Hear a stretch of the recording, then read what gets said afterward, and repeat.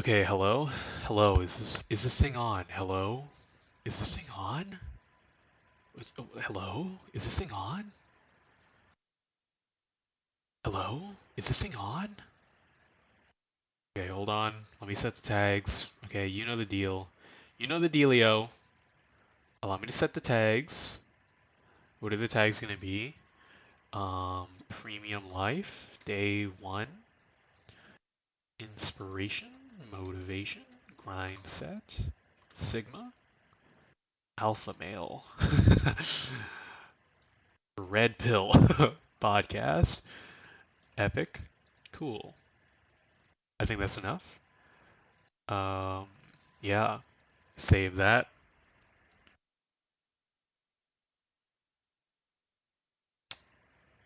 Open up the live control room. Okay. Alright, guys. What's going on? As you can see from the title, right, this is the start of something big. Okay. It's day one.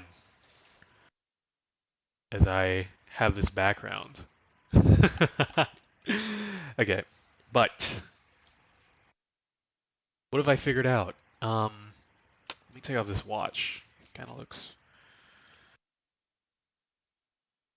Not just because it looks kind of silly to be wearing a watch, but I'm home, so I shouldn't be needing to wear a watch. But, okay. What have we figured out? I'm debating on whether or not to throw on background music right now. Let's not do that. For now. Let's just say the things that I figured out. So, what have I figured out right now? Let's close this door. Okay. Every single day that I've been existing, at least for the past year or 2 years, I've been more aware of this. Every single day, I feel like whatever I was doing yesterday was defunct loser shit that was worthless. And that the me of right now has figured out the best way to operate, so tomorrow me will be even better. And I feel that way every single day, which would be alarming at first. That would kind of make me think like, oh shit, I'm not doing anything. But I think recognizing that whatever I was doing before can be iterated on and improved, that is a sign of improvement, right? If you felt like I'm doing the perfect thing every single day, unless your life is like 100 millionaire, you fulfilled your purpose in life, Nobel Prize, Peace Prize, literary award, Nobel Prize in every category. Unless your life is like that, then you are probably doing something wrong. So today, especially, okay, I woke up and I got suggested a YouTube video. I know, I talk about how algorithm this, algorithm that, you should actually search up things. But if you align your algorithm to be beneficial to you, then you can probably get some pretty good stuff. And for the past, like, really seriously, for the past like 3 months, but for the past half a year or so, like 6 months, for the past 6 months, I've been seriously working towards trying to improve myself and really get on my game, get on my A game, get on top of the level, right? And through that journey, I've kind of discovered a few things just from living and experiencing things. One of them is to write down basically a to-do list of what I'm going to do for the day the night before. So, for example, tonight I'll write down a list of like at least 3 or so things that I want to accomplish by tomorrow. And what I'll do is I'll kind of take some tape. I have a bunch of index cards that I use. So I'll take one of these index cards, right? I'll write down my goals that I want to do for the next day, and then I'll tape it onto my monitor so that I can always see it and I can reference it and think, okay, this is something I'm going to be doing. Number 2, also, I have a rough weekly goal. So these are things that aren't so like tasks that you can do, but more so just things that I want to implement to improve myself. So weekly goals, same idea as the daily goals, except a little bit more broad. So these can be like, oh, go to the gym at least one time every other day, get 10K steps in, stop using Twitter, those kinds of things. Just little small challenges that I'll build up over the week. And I do this with 3 of my other friends, and we have a channel, Official 1A Productions, 1A Productions, whatever, 1A is the name of it. And we do a podcast called One Day. It's kind of backwards because it was inspired from the mantra of like, is it one day or day one? And that was like something that was pretty inspiring. It's like, oh yeah, just if you want to start implementing some change, just start doing it day one. But our name is 1A, and so it's a little too perfect to just put one day. So the One Day podcast, whatever. I'm a little overexposed. Turn that off real quick. Yeah. Okay, so there's that.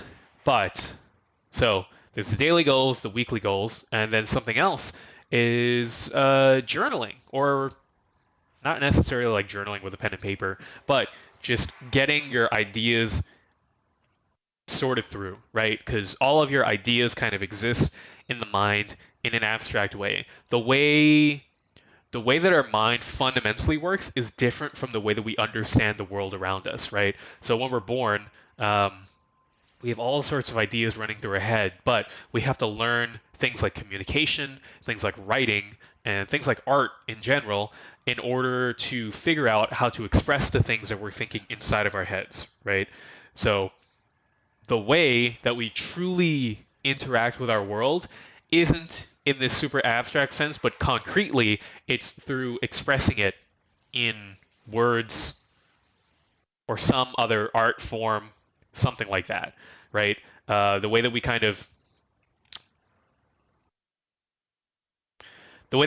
interact with, the way that we make sense of people is through building up some idea of them in our heads through these kind of like descriptors that we have in our language, right? Like, oh, this person is like kind, trustworthy, reliable. Those are all abstract, intangible concepts, but we kind of give them a word to make them a little bit more real, right? That's not as fleshed out of an idea in my mind, but basically, the way that we interface with our world is through language, communication, more abstractly, art, some medium like that. So, in order to understand what's going on in here, you have to some extent, to truly, like, really understand it, you have to translate it into language, right? That's why therapy works, is because you have all of these twisted up emotions and everything inside of you, and communicating that in some way, whether it be to somebody else who has the necessary skills to guide you through exploring those ideas, or whether it be like you, I don't know, picking up a guitar or piano and then expressing those emotions through this more abstract soundscape, right? Whatever your therapy might be, or whatever your therapist might be, you're understanding these complex things that are going on inside of you just by putting some concrete word to it, right? So that's why journaling to some extent is important. Whether or not you write it down, like literally, like today I felt this way and I did this thing, or if you turn on a YouTube live stream and you just start talking about your ideas, right? As long as you work out, as long as you give the abstract feelings that you have some sort of concrete word or representation, then you can start to sort through yourself a little bit better, understand yourself better, and really become more ordered in your mentality rather than super chaotic and everything like that, right? So journaling. So recap, 3 things we have so far: daily to-do list, weekly to-do list, journaling. Also some sort of like long-term plan, so 6 months to a year, or a 5-year plan. That's also good, because then you get to really develop concrete ideas of like, what things should I work on in order to build myself up. I haven't quite done a 5-year plan. I've only done like a 1-year kind of idea of a plan so far. But yeah, that's something that I do have to work on. I do have to develop that 5-year plan, because I think that'll make a lot of things click into place more. Um, but yeah, those are some of the general takeaways, the big takeaways that I developed of trying to become a better person, trying to improve myself over the past 6 months, more seriously over the past 2 to 3 months. Um, some other things are like, physical exercise. That's really important in order to have like a good mental space. You need to be very healthy physically as well, right? Um, Diet is really important, that kind of thing. Social life is pretty important. Still working on that. Okay. Um, yeah, but those are all the things that I learned going down my personal journey through life. Okay. But today I found a YouTube video of someone. It's like Spoon Fed something. Let me credit the actual creator. Um, what is their channel called? Spoon Fed Study. And I think the thing was, this odd mindset cured my procrastination forever. This odd mindset shift cured my procrastination forever, right? And it's basically just this video of him talking about thinking about all of the yous that exist in the future as separate yous, right? If you when you wake up and when you go to sleep, that's a life that is dead by tomorrow, right? You wake up into a brand new life. And so what can you do to maximize the chances of success for all of the future lives that are waiting ahead of you? Because your life, you kind of exist in this world of possibilities, right? And you can, the hell that we kind of create in us is the disconnect between what we could have been and what we are right now, right? Seeing that disconnect, that's kind of our personal hell. So how to remedy that is to think of yourself as like 10,000 yous that are all working together to try to build towards the best future. And future you is already more successful, so you got to do the shitty, low-life things today to make sure that future you has more time to work on the important stuff. That's kind of the mindset. I don't think it works perfectly out as a kind of like a metaphor, but the idea overall is pretty good. And then he had this other video that I watched, which was "This is the most important book of your life" or something. What is it called? The most important book in your entire life. And this is something that he's calling a death journal, where you kind of write down like 3 things that you did in the day. Like if you were to die and you were to get to relive any single part of your life, it'd be very hard to kind of go through and figure out which day of your life would you want to relive.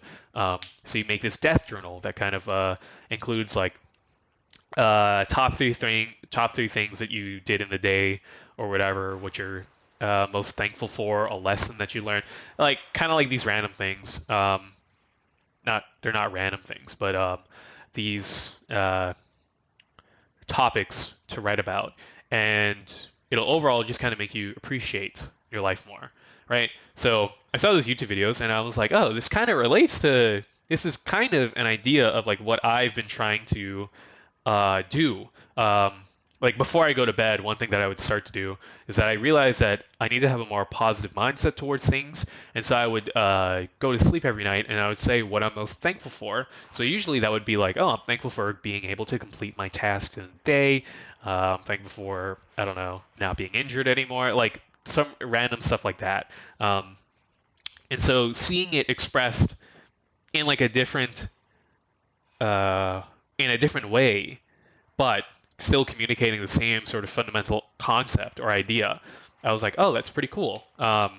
Seems like all this self-help stuff, generally, it's kind of pointing towards, like, there's a few fundamental things that we can kind of all agree on, that like these few things are like good, and then we have different ways of expressing it and different ways of trying to get people, other people, or ourselves to adhering to these ideas, right? And I'm also working through reading Hagakure, The Way of the Samurai, or The Way of Bushido, or whatever the title of the book is, but it's without a doubt Hagakure. And one of the first things that they have at the very beginning is that a samurai should adhere to 4 oaths, or I think it's like Shinnegan or something like that. But because it's like written during the time of like the samurai, the 4 oaths are something like I will honor my family. I will serve my Lord to the greatest of my ability. Blah blah blah, whatever. And it's like if you repeat this in the morning and at night, then this will make you a better person. And so I really liked that idea, but instead of being like I'll honor my parents and I'll honor the Lord that I'm serving, my master, let's edit a little bit to make it more applicable towards my life. Um, and the idea behind like chanting these like four oaths or whatever, morning and night, is you want to keep constant. There are very few things that are like constant throughout your day-to-day experience. One of the only things that's constant is like you as a person, right? Um, but you as a person, you're fallible, right? You can make mistakes, you can fuck up somewhere. So um, by having these like four oaths or like principles that you can rely on, that no matter what, like like no matter how you change throughout the day, these principles will stay concrete. And if you follow these principles, even if you follow it like in the worst way possible, they will still produce some sort of good. So for me, I think that's my four principles or my four oaths are that I will do my very best to fulfill my purpose. I've written it down, actually. Let me just read it. I'm trying to memorize it so I don't have to read it. Okay, I will manifest my ideas into reality. I will give today 100% of my energy. I will never let fear stop me from acting on my purpose. I will make today the best day of my life. Right? So obviously, today is not going to be the greatest single freaking day of my life. You know, there are few moments in my life that will probably be the greatest day. But if you live with trying to make today the best day of your life, then it will guarantee be at least a relatively good day, right? So these are kind of four personal principles that I've built up.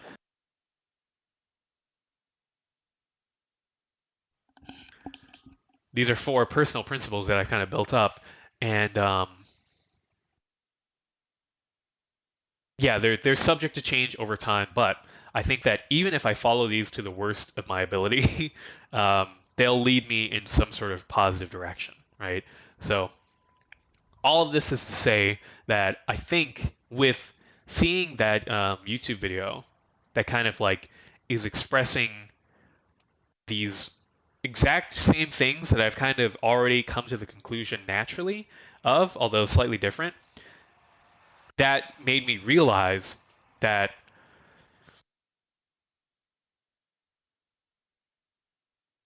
one, I can learn from other people and incorporate this kind of like shared wisdom into my life, which seems really, really obvious, but like most of the time, most self-help stuff is kind of weird. You kind of have to parse through the information yourself, and I think I've developed at this point, I've developed the ability to be able to like be given kind of like blanket self-help information and be able to parse through that myself and decide whether or not this is actually valuable or this is like a crock of garbage or whatever. Um, and I think that's really important. And I think someone can only build that if they just dive headfirst into like, okay, I'm just going to improve my life. What should I do? And they really try to stick to it, because you'll discover some underlying principles that someone else would have also discovered, but their way of communicating it might be slightly different. So if you don't at least have some foundational knowledge that's built on your own understanding, then there's no way that you can actually interface with these outside ideas and incorporate them healthily into your life. You'll just be taking someone else's word as like your gospel or like a textbook, and you're going to be trying to do all of it, incorporate all of it into your life. But everyone lives so differently, right? We all interface with the world in a different way. We all have different minds. We're individuals at the end of the day, right? So it's going to take some foundational understanding for you to be able to incorporate these things into your life and for it to actually work.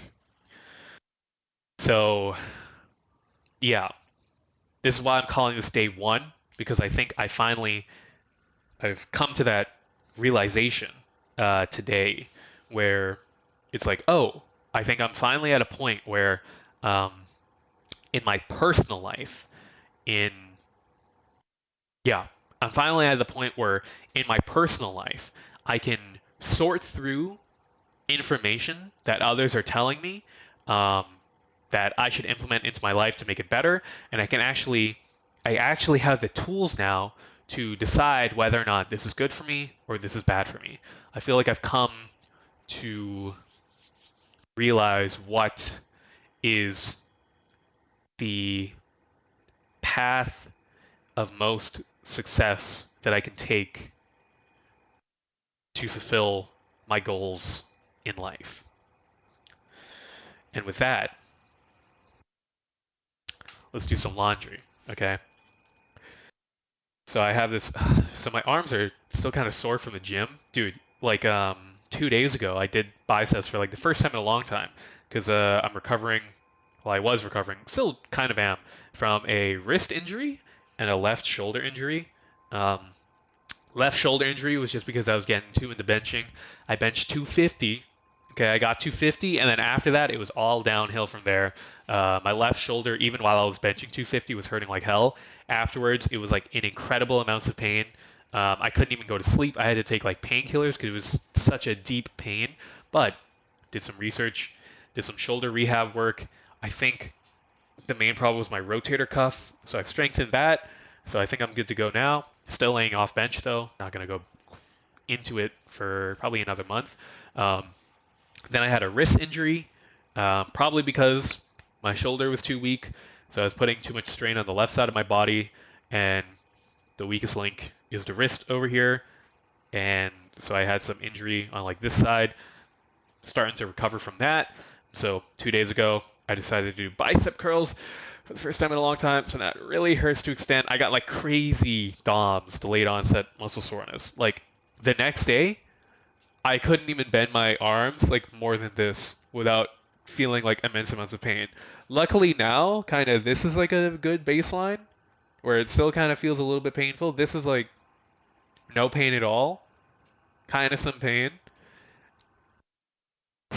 And then if I extend it all the way, that's like the most pain, but the most pain is now dying down. I feel pain here in my brachial radialis or whatever, and a little bit here in the peak of my bicep, just because doing seated bicep curls, and then I did hammer curls as well afterwards. Went a little bit too hard. But yeah, so still recovering from that. I didn't go to the gym today because of that. Realistically, I could have gone to like do squats or something, but I was just being lazy. Um, there's no excuse there, except I was just being lazy. Um, anyway, what am I actually talking about? Laundry. We gotta do this. Okay, this is kind of weird. The way that it works, it drains out some of the water, but not all the water. Because the pump that pumps out the water, you can see that little white tube right here. The pump that pumps out the water from this is it's not strong enough. So just if there's a lot of water, it'll naturally kind of flow out from there. But at the end of it, I have to like put a bucket down on the floor so I can like drain out all of the actual water. So I'm gonna do that right now. It might cut out, but and now I can throw in some music, some background music, maybe some Minecraft music. Minecraft music is pretty dope. Let's do that specific Minecraft chill.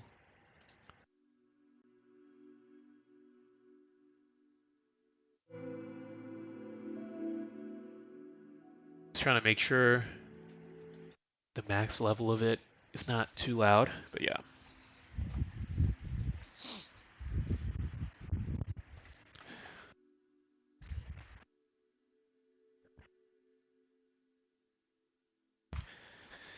All right, so let's start draining out this water.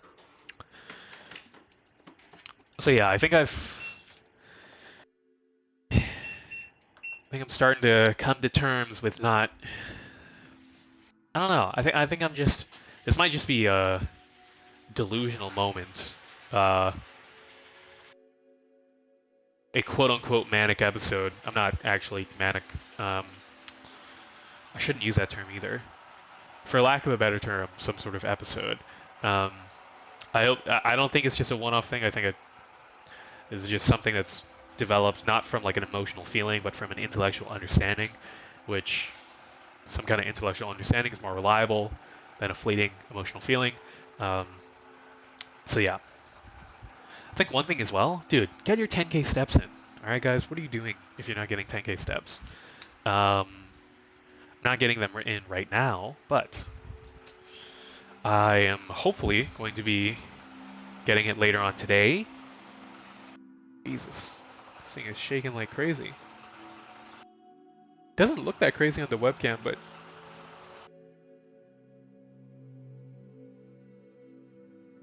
yeah, you can kind of see it shaking weird. It's like it's freezing cold. But today I have a couple of goals. I need to read a solid state physics book. I need to work on this person I'm supposed to be tutoring tomorrow. I should prepare their assignments, and I should also probably read math today. So the bane of my existence is academic work. This is something I'm just learning, is that I'm very willing to do things that aren't like memorizing or studying things. Even studying I can kind of do, but like not in a textbook way. Like it has to be something where like I'm trying to solve some problem, so I need to understand something in order to solve some problem, right? Like, oh, I need to write an abstract on surface diffusion, so I need to really understand what surface diffusion is, and I have some like goal, some motivation that's like actually tangible. It's not as intangible as like getting an A in a class. It's not super tangible, and the road to it is not so clear. So yeah, I'm just realizing academic, at least like school work, is not so much for me, but I don't have a choice. Okay, I can't really decide it's not for me and then completely write it off because I'm in university right now, so I gotta do the work. But yeah, I guess I can turn off the light in here, and let me get my water bottle. Guys, electrolytes are very important, okay? So one thing I've started to do is, in order to get more electrolytes, I put lemon or lime inside of my water. Recently it's been lime, just because it's a little bit cheaper at the store, and lime is, lime is lime. It's cheaper. In my opinion, it feels like it lasts longer than lemons. I don't know. Lemons always just go bad on me. I don't know why. Maybe I just have bad luck with lemons. But I do have some lemons that are about to go bad, or they feel like they're about to go bad, so I should just use these up more. Yeah.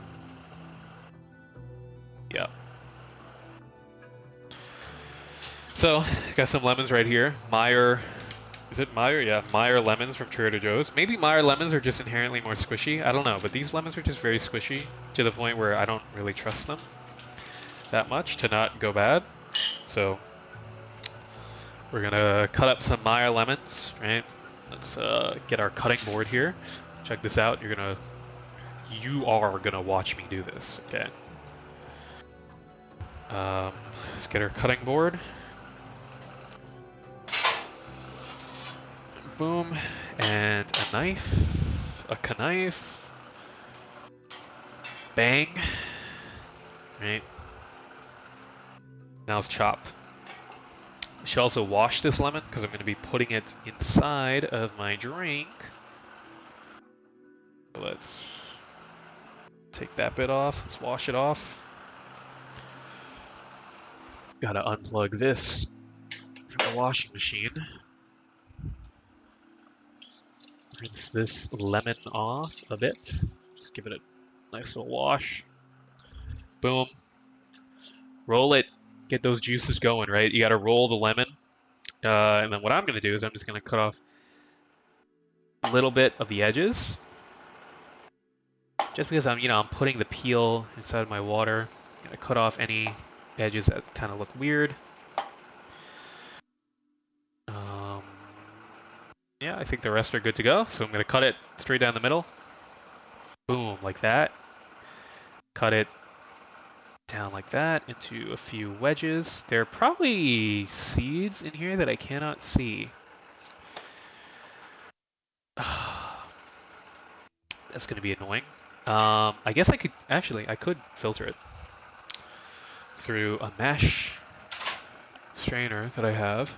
It's not really a strainer, it's more so just I think it's something you use when you're like frying stuff to like take it out of the fryer. Oops. But I'm just going to use it to squeeze it through. So let's put some water in our bottle. Fill it up to like halfway, and then we'll fill this up again. Our laundry is done, so I should empty that bucket. Kitchen is a bit cramped. Well, at least this kitchen table that I have is not so huge. So, actually I can put the lemons up now. Put these up, down there. Okay, now I can extend this a little bit. Put some things on this side. Alright, now let's try to filter this. I feel like this is not going to go well, but let's try. Dude, this is actually just preventing the lemon from coming out. What the hell? I did not think that would happen. Okay. Kind of weird. I guess you could do the thing where you filter with your hands.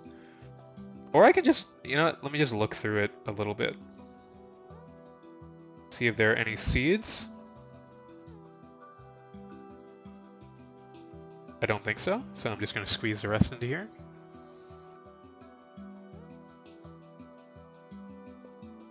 If there is a seed, then fuck it.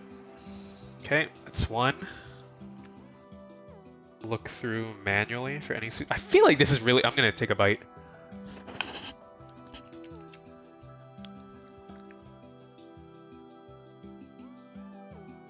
Yeah, it's quite sweet. It smells really sweet, that's why. And it looks sweet. It looks like oranges a little bit, but I guess Meyer lemons are just sweeter. I don't know much about lemon types. Any seeds in here? Don't think so.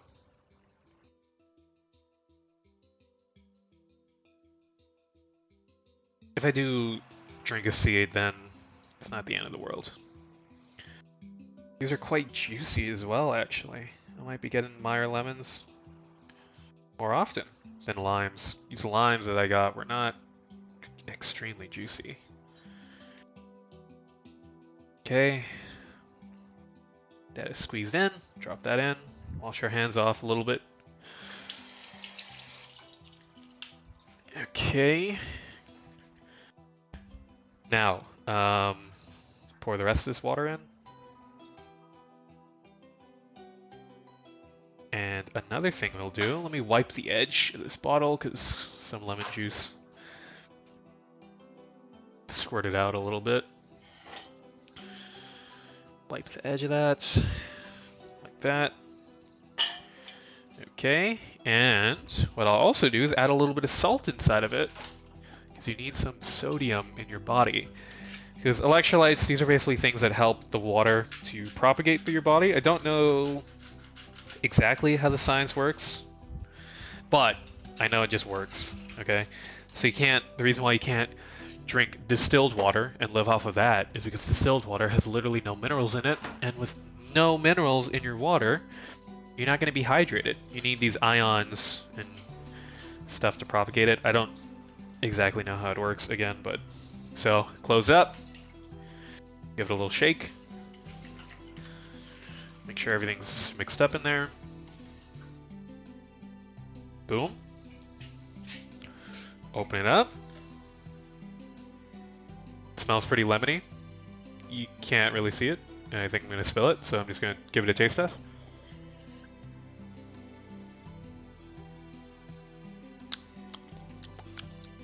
It's pretty good. Yeah, it's pretty good. Not bad. Like it a little bit more than the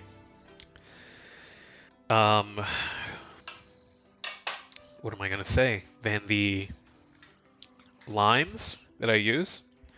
Although this just kind of tastes like really watered down lemonade.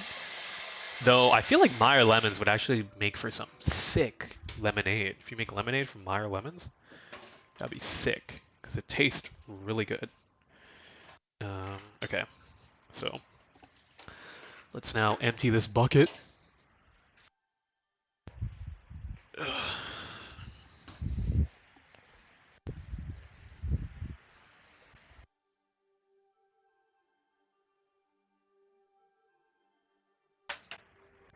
All right.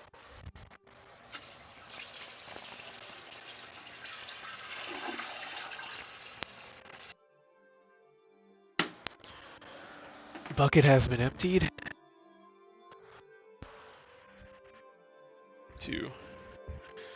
We're gonna now put our clothes in the dryer. Can you believe that? I can't believe it either.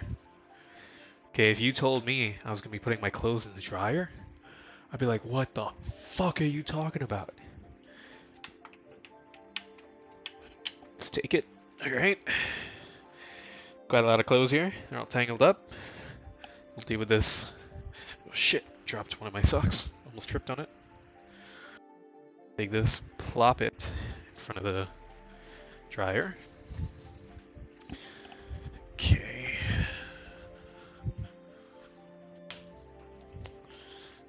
Oh, Jesus. And yeah, I have to put this backwards because you can see the pipe comes out from there. So if I put it up against the wall, I won't be able to reach it to my kitchen sink. It's just stupid design. There's things. A lot of questionable things. But, okay, anyway. You can still hear me. I know that because I can still hear the music playing. Can you hear the music, Robert? Yes, I can. Shit, okay. I actually have to clean up this lint catcher thing. Okay.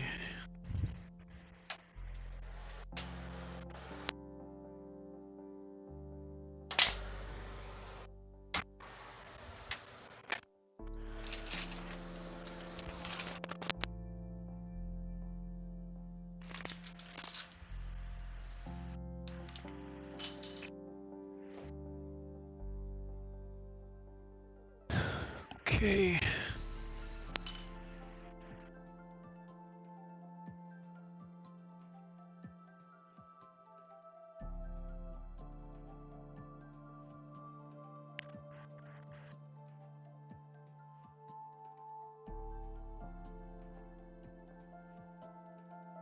I know this is riveting. I should be doing some commentary, I guess. Yeah, right now what I'm doing is I'm using a shaving razor to shave off some lint off of this lint catcher. Pretty riveting stuff. Kind of satisfying. Feel like you could pay and they'd appreciate it. You can pay someone $3 an hour to do this.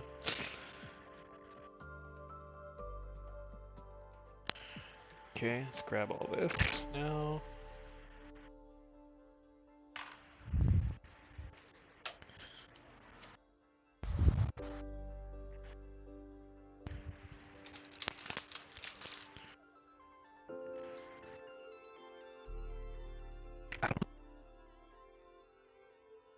Why the connection is so unstable when I'm right next to the door, but it's so much more stable when I'm inside the bathroom itself.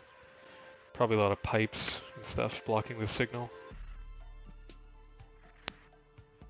God, I know this is boring, okay? But a lot of life's highlights are going to be in between the most boring moments of your life. Okay, all the boring moments are actually what build toward the grand payoff. So these boring moments you should appreciate, and you should say, wow, I'm so thankful that I get to live in the mundane, because it is only the mundane that makes the highlights of life so much better. right? That's how you gotta think. I truly do believe that a positive mindset will change your life. If you can just stay positive in the face of anything, then, like, because to think about things in a positive way causes you to, like, have a perspective shift. And the world that exists around you is truly, at the end of it, at the end of the day, it's just shaped by your perception. So whatever you perceive to be the case is what will actually be the case, okay? Even if you have to trick yourself into it the first couple of months, right? Like, oh, instead of being like, well, the ice cream machine is broken again at McDonald's, you can be like, wow, it's so funny. These are like those memes that I see about the ice cream machine.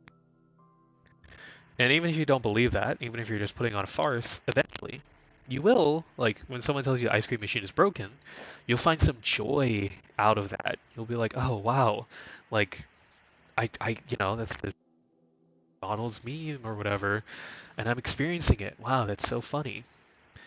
And those things will multiply into all other areas of your life.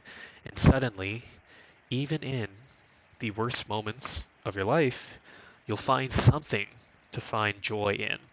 And the reason why we need to find joy in something is because um, if we just live in the negativity of it, then our actual like day-to-day quality of life is just horrible. So what's the point of it? If the actual truth in life is to be so negative, then what's the point of it? Actually, not only that, but um, another huge thing is, what am I thinking of? Oh yeah. The fuck?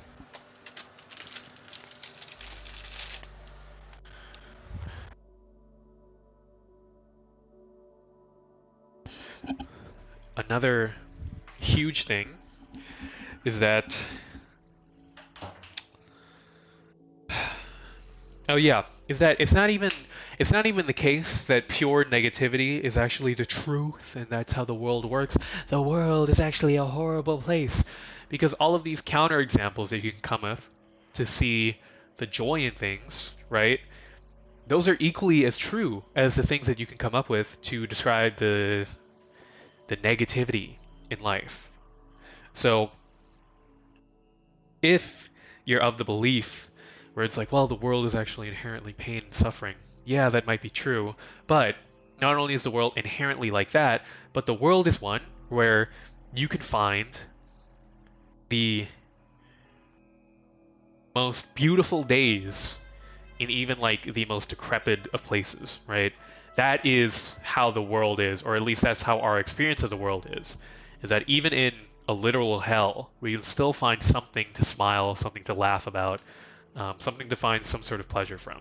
So, you know, all you nihilist enjoyers who are like, oh, the world is actually pain and suffering, true, but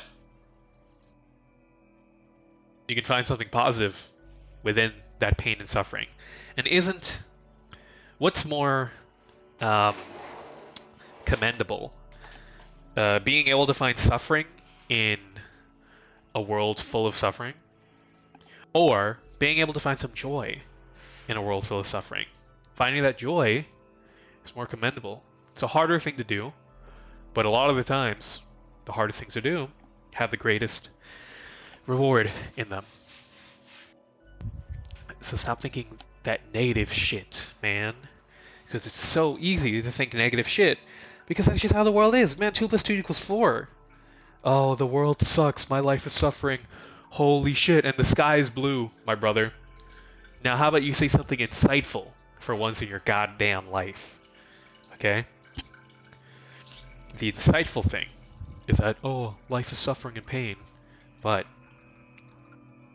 amidst that suffering, I'm still able to find another reason to smile and another reason to live another day, even if it's the most small, minute things in the world. And that is what is beautiful about being a person, being a human being. That's the beautiful thing, is that we're able to do that. We're able to find the stupidest reasons to fight on, trudge on through the badness of life. And that's just really cool. Okay, so what are we doing today? Aside from all this garbage, it's not garbage, all this random stuff that we're doing. What we're doing is, I should probably clean up this table. I want to clean up this table, just because it's bothering me a little bit. How messy everything is right now. I can still use a cutting board, so I'm going to keep that. I'm just going to push it to the side for now, while I clean up this area. Some vinegar. Dude, if you want like a free cleaning solution that's like so easy to make, get a cheap spray bottle off of eBay or Amazon, whatever you want to use, and then mix like half and half white vinegar and water solution, and boom, you've got something you can spray on anything to instantly clean up everything. Let's put this up here, like that. Fill this with water.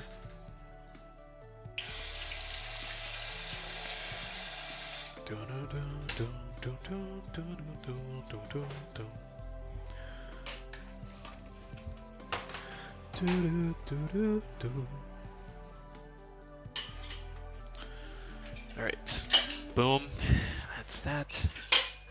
Should I drink another cup of coffee? Maybe, it brings me a little bit of joy. I'm not going to put that much coffee into it. Just put a little bit, enough to get me through the day, man. Just enough to get me through the day, man. This spoon is dirty. Don't know why I still have it out. I'll use the fork.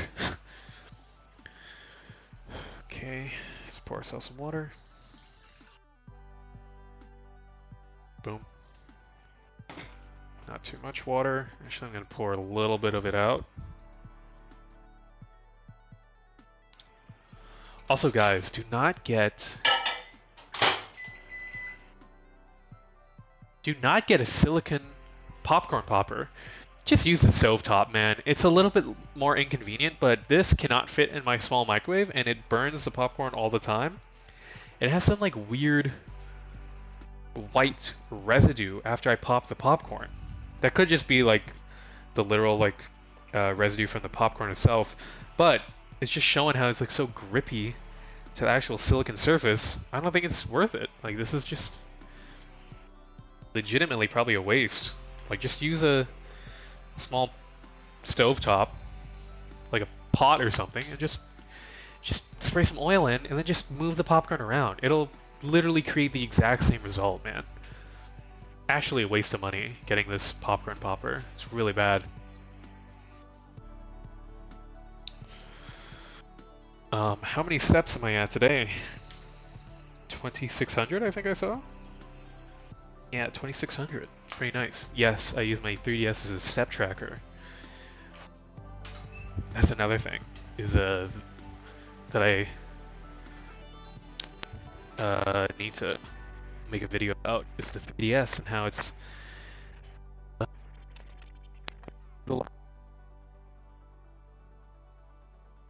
one of the last things of the world when companies made things that were designed around actually benefiting life. Like, okay, think about,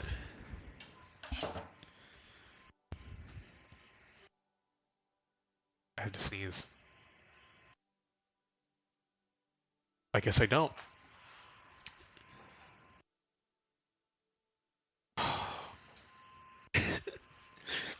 See, I was just gonna think an example of positivity in motion. Okay, I was just about to think, like, God damn it, I hate when I have to sneeze, but I can't do it. And then I flipped the mindset, and I was like, it's so funny how, um, how sometimes life just trolls you and gives you like this feeling of like, hey man, you're about to sneeze, man, but then nothing happens. It's kind of like a comedy. It's like a funny bit that your body plays on you. So see, that's mindset working in real time. But yeah, think about what is the advantage that they get from putting a step tracker inside of the 3DS? There's literally no advantage that you as a company gets from that. It's purely just for like quality of life increase for the people that are using it, which primarily for like the 3DS, yeah, it's like children, it's preteens, teenagers. But it's so cool that they thought to put that in. And the Street Pass feature, Street Pass is amazing. It's actually so cool. And I guess it does incentivize you to like carry your 3DS around and like advertise it, but like that's such a cool feature that you wouldn't see from anything else nowadays, man. Like the Switch doesn't have it, because the Switch is kind of lame as a console. It's kind of lame. Switch is not as cool as a 3DS. I'll be the first one to say it. Switch doesn't have the life like the 3DS has. The ambient music of the oh my god, all the ambient music, from the Wii up until the Wii U, all the consoles that Nintendo made, the ambient music was so good. But they don't do it anymore. They could so easily do it with the Switch as well. Like the eShop doesn't even have music anymore. Like it's just it's lacking a life to the console. But that's modern Nintendo, I guess. Even like look at their games. All their games, like the HUD elements, are like clean, minimalist, sleek, which is kind of cool, I guess. Still pretty good design, like Mario Odyssey, but doesn't quite have the same like memorability as like the Super Mario 64 HUD elements, you know. But that's just that's the times that we live in, I guess. Who am I to judge about it? Okay. Should I like use this headset all the time? Or should I stop using it? For like when I'm sitting down, should I use like the actual mic? Kind of like the vibes of the headset and the freedom it gives me. I have a little bit more freedom with the headset. I can just move around. I don't have to have a big stupid mic in the way all the time. I kind of like that. But at the same time, I see how it could be bad, but I don't know. Kind of like the what the fuck? Oh, yeah. I kind of like the vibes that it gives. I like the vibes. What can I say? Okay.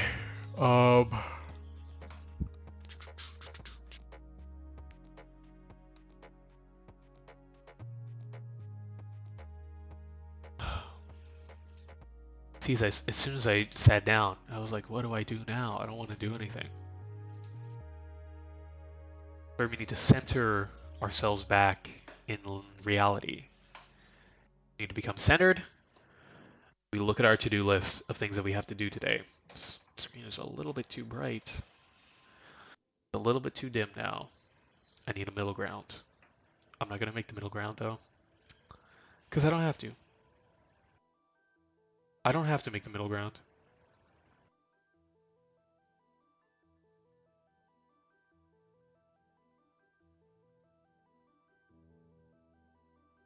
Okay. Whew.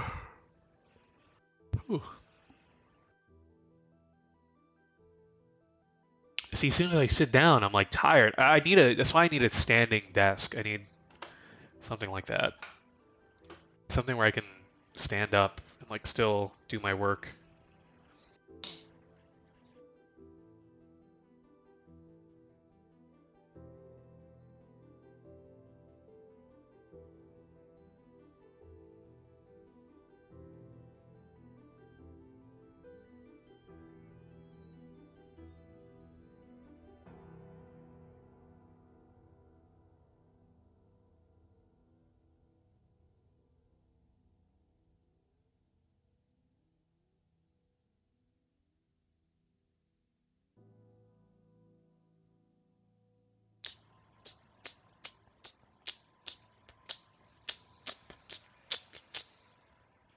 Also, all like the notifications I get, even from my email, a lot of the notifications are like, oh, like stop.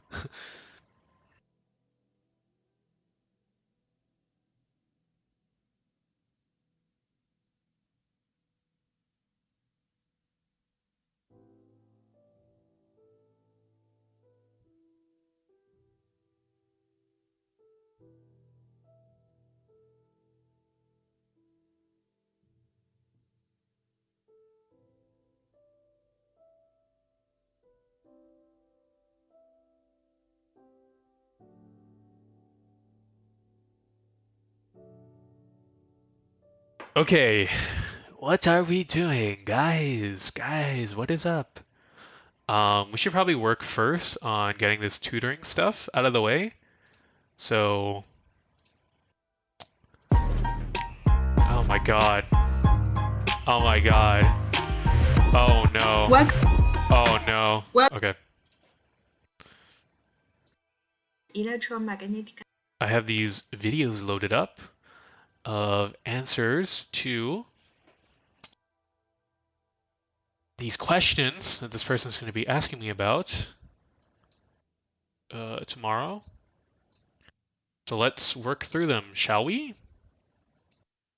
So this is our first problem, something with this. We have to determine the magnetic flux if the loop is pulled away. Yeah. It's the same thing. So I will actually open up the Finder. I will open up my previous textbook.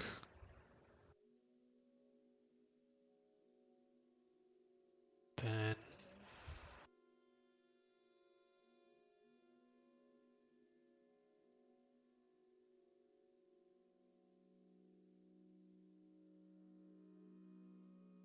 okay, so what chapter is this? 29, chapter 29. Electromagnetic induction and Faraday's law. Let's do this, guys.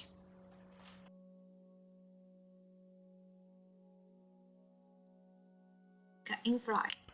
Let me not do this on an iPad. I hate using the iPad, dude. I just hate it. Probably because I have the case on it that makes it really heavy and unwieldy. And you might say, well, get another case for it. Hell no. I'm not going to get a new case for it. Screw you. Or just take the case off. No.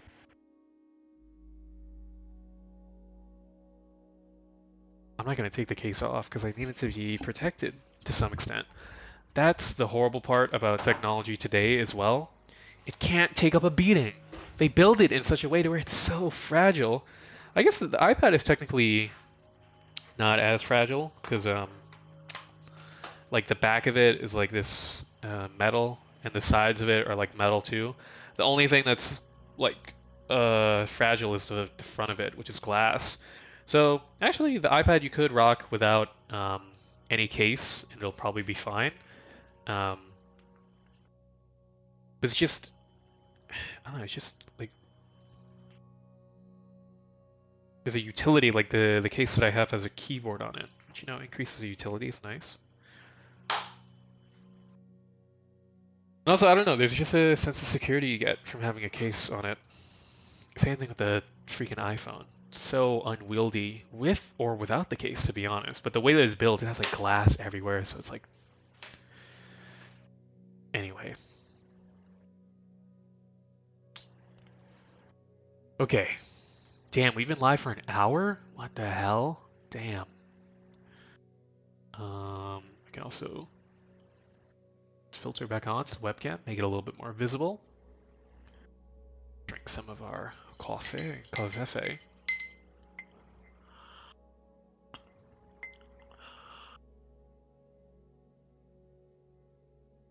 Okay, now let's solve this problem for this person.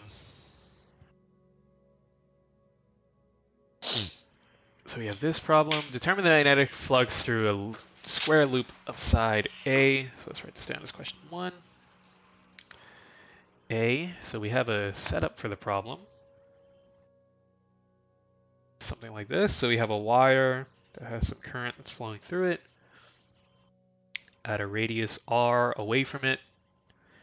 We have some loop, some metal bar in it that has a thickness of dr. This loop is a square, so it has size of a. This distance is b. So we're asked to determine magnetic flux. So where do they get this formula from? So magnetic flux.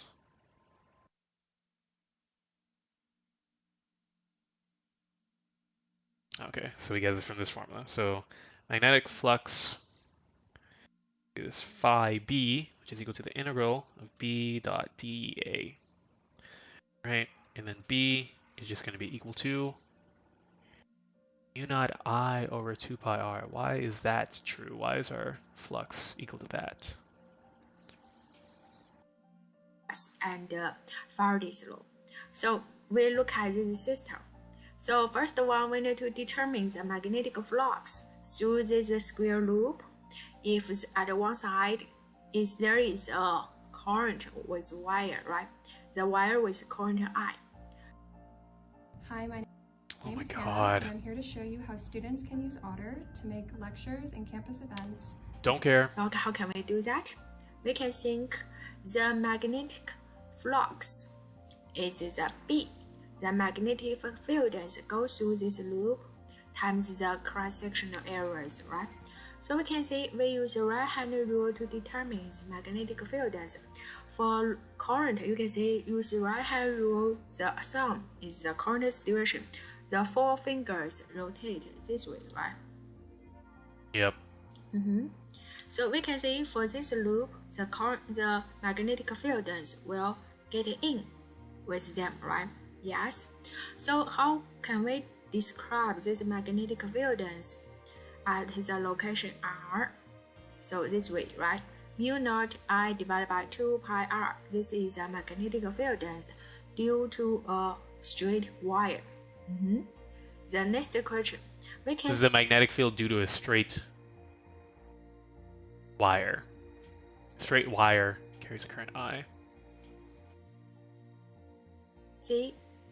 We see the magnetic. Yeah, because this wire is the thing that's having this induced current acting on it, right?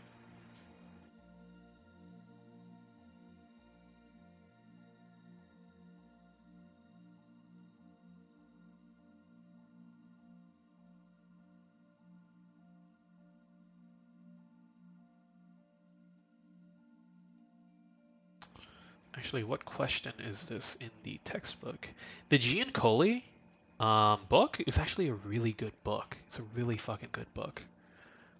Really well written textbook, actually. I hated on it a little bit too much while I was reading it, but that's because I didn't know. I didn't know what was to come. Okay, I didn't know the quality of textbooks that would be coming later on.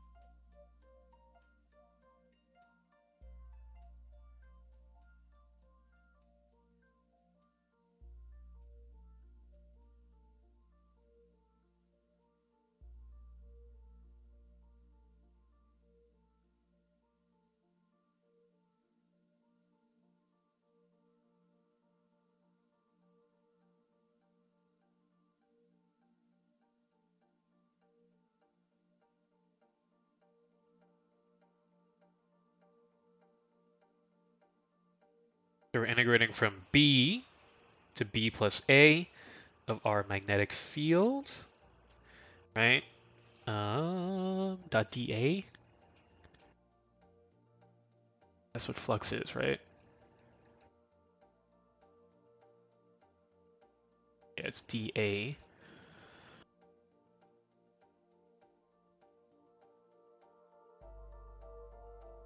Why is that our bounds of integration? This is where we can also use ChatGPT. ChatGPT, help me.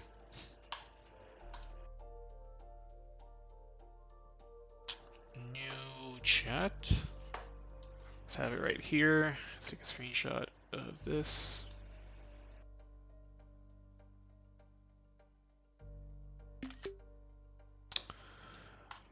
Let's say, why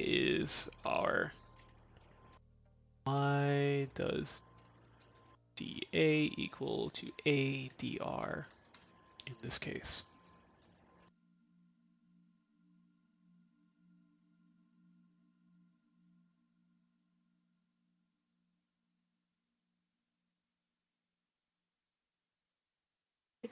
Flux is B times A, but there, this B changes with R, right? So that means at this location, the magnetic field will be larger at this location, okay? So this makes us to do the integral for this loop, right?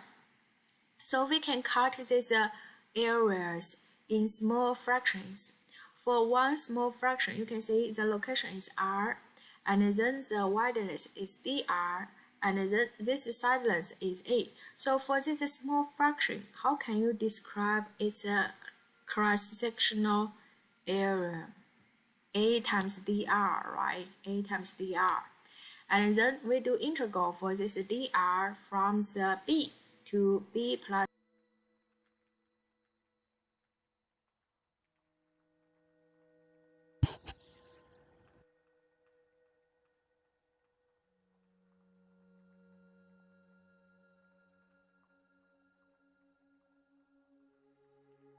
Oh, this dr is just a small segment. It's not actually like a wire or anything that exists inside of it. It's a small segment. Correct or not correct? Yeah, it's a small segment. Oh, so we're taking all these little small segments. Okay. Okay, so then what is dA equal to?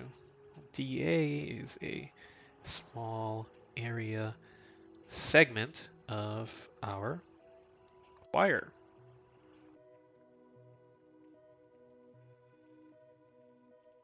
Given our wire, the area is just going to be equal to A times A, but since we're integrating over slivers, then the area is going to be A times dr. dr is some sliver of our wire. Thus, phi b, our flux, is going to be the integral from B to B plus A, mu naught I over 2 pi r, A dot dr.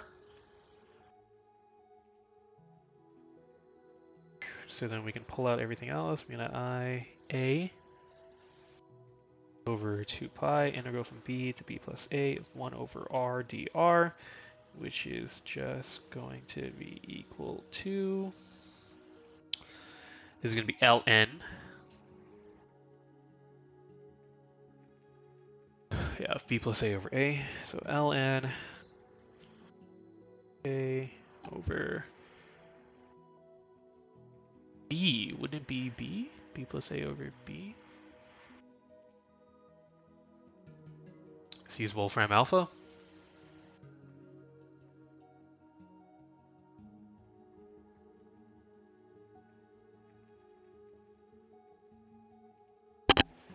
Oops. Sorry for hitting you there. Didn't mean to hit you. What the fuck? Are you serious? You can't do an integral like this?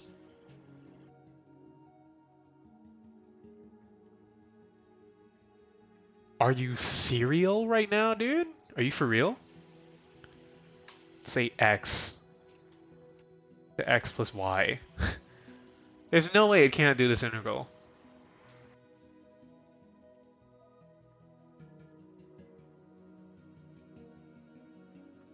What?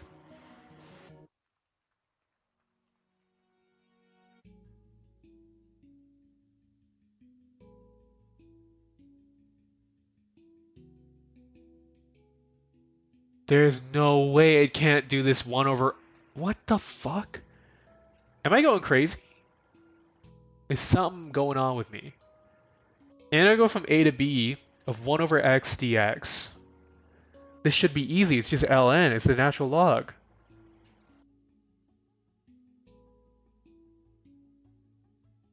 What the fuck? Yeah, it's ln. Wait, why is it not able to do this?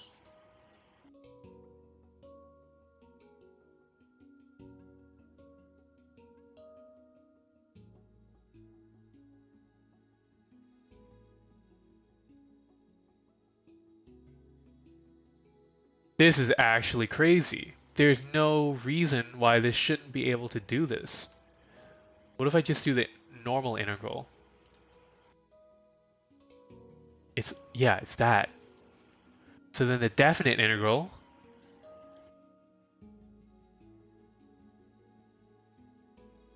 No fucking way, dude. It can't even do a definite integral of 1 over x dx.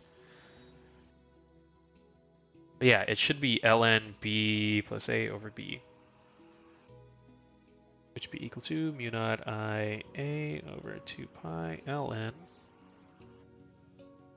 b plus a over b.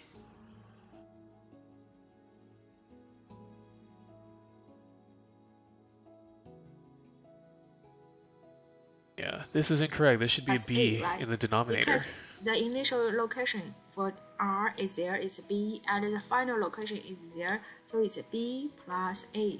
Agree? Now you input b inside and do the integral. You get the equation look like this one. The second Wonder if anyone one commented tells you the loop is pulled away from the wire at the speed v. Yes. Oops. Fuck.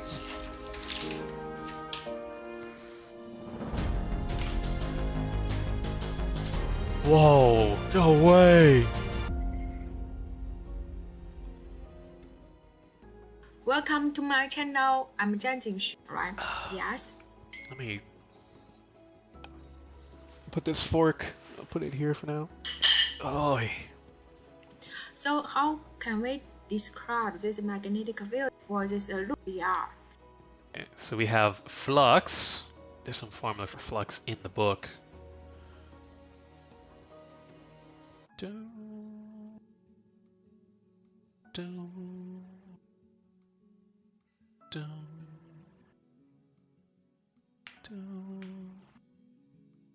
You know that flux is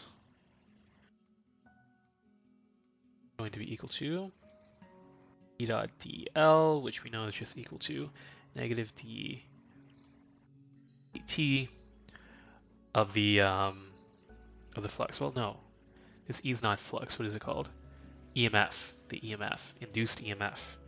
So then our induced EMF, negative d phi b over dt, which is equal to negative d by dt, mu naught I a over 2 pi ln of 1 plus a over b. How do you take a time derivative with respect to this?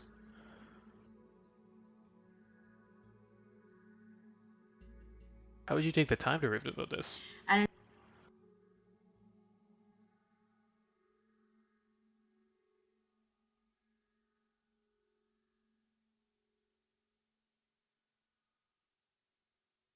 And then we do integral for this dr from the b to b plus a, right? Because the initial location for r is flux changes with time, so this will bring the induced EMF, right? So how can we see how it changes? Give us the speed of wave. So speed v is a dB. It's being pulled away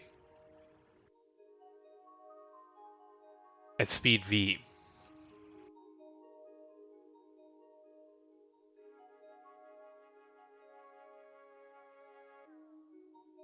our current formula has no time dependence.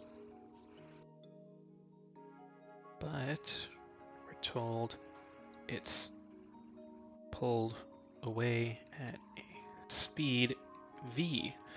Well, we know speed equals, it's distance times time, right? Speed is distance times time, right? This is a triangle. Therefore, v is going to be equal to our distance, bt. d of v is going to be equal to db over dt. d over dt, do you agree? Because this part, how it changes, give us the speed of wave. So speed, v is a dB over dt, do you agree? Wait, speed is equal to distance over time, right? Because it's meters per second. Whoops.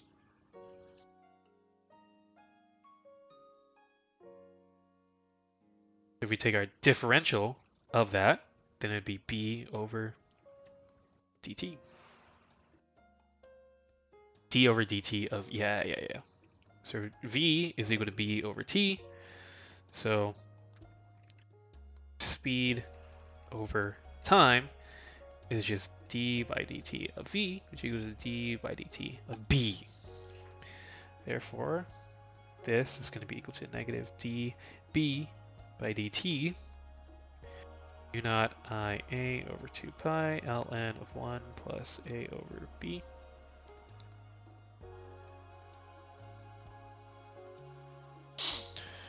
Which then you're gonna get some wacky value, so you can just pull out the Right? Because this part kept changing. And how many side? Right? Yes.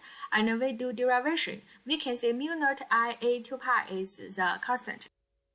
Only the term b changes with time is v. So we do this derivation. We get the induced EMF in this term.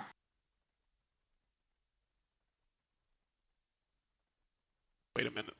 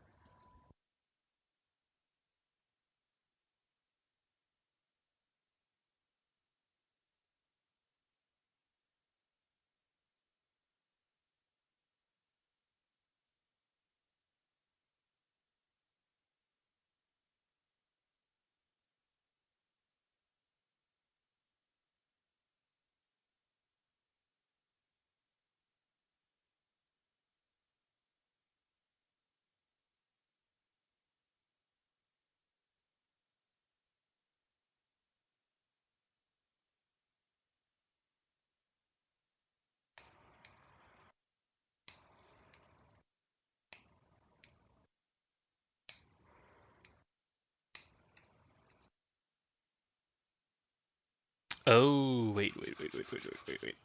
Okay. This whole thing is wrong. So v is equal to b over t, right? Speed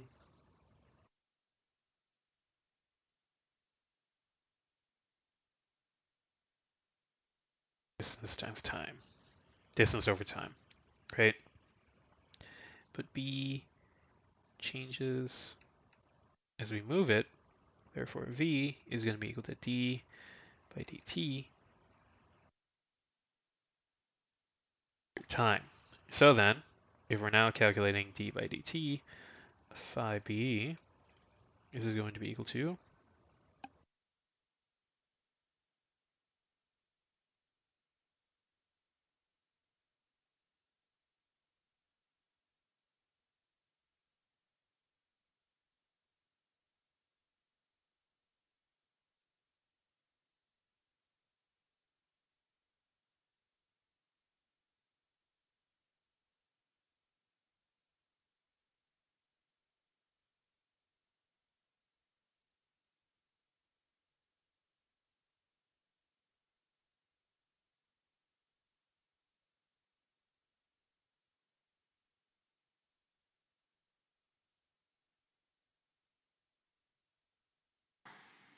The third one asks you to determine the induced current flows clockwise or counterclockwise.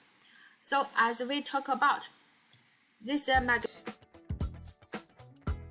Dude, these ads, holy shit.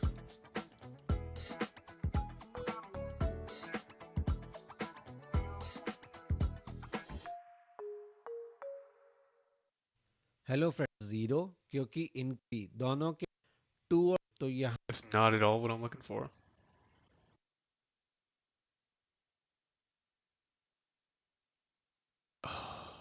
Chain rule. Okay. Can you expand on the chain rule argument? Step detail.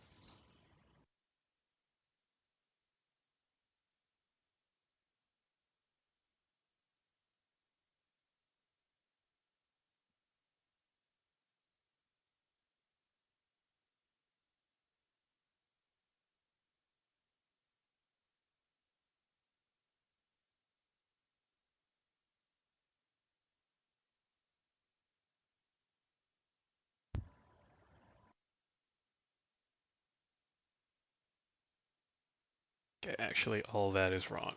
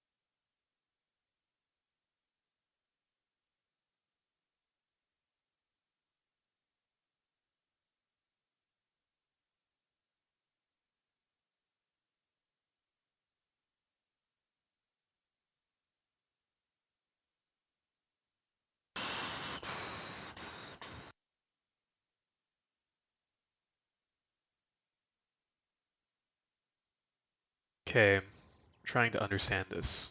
Okay, guys, I'm trying to have a brain blast, big brain, top brain moment. Okay.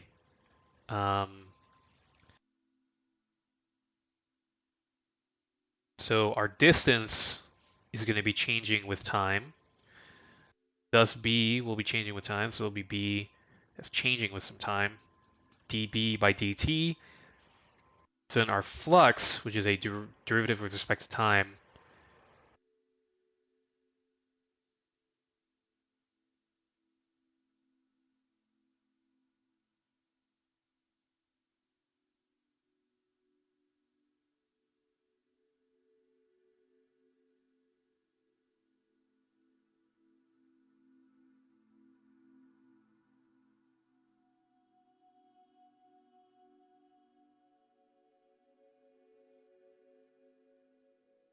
B is changing, thus derivative does not just by dt, but by chain rule, d phi b by dt is equal to d phi b over db times db over dt.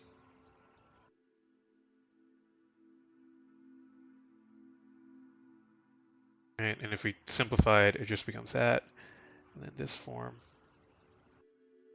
is helpful. Thus, we have negative d by dt phi b is equal to negative d by db of mu naught ia over 2 pi ln of 1 plus a over b db by dt, which is going to be equal to mu naught ia squared over 2 pi b plus a, right? You can calculate using Wolfram alpha, dB over dt, which is equal to mu naught ia squared, v over 2 pi b plus a. Okay, this is the hardest part. Jesus Christ. It's hard to understand. It's hard to understand. It's hard to understand.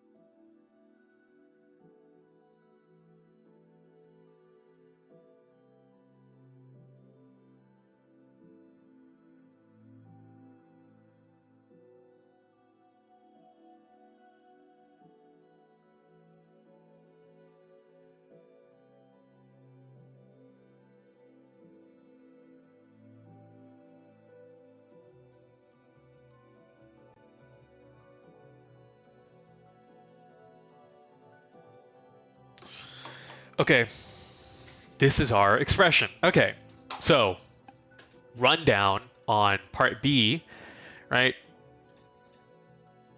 If I were explaining it, then I'd be like, all right, B, we need to calculate magnetic flux, which is given by this formula. Now, what does that mean? Well, we already calculated our flux over here, so we have this, but we notice there's no dt in any of this. So this gives us a little hint of like, okay, there's something going on. We gotta somehow pull out some sort of like derivative. What's going on? Well, the thing that we're told is that it's moving away at a speed v. Well, if it's moving away at a speed v, what are some things that are changing, right? Speed is equal to distance over time. So moving away from a distance b over some time t. Okay, we got some t. But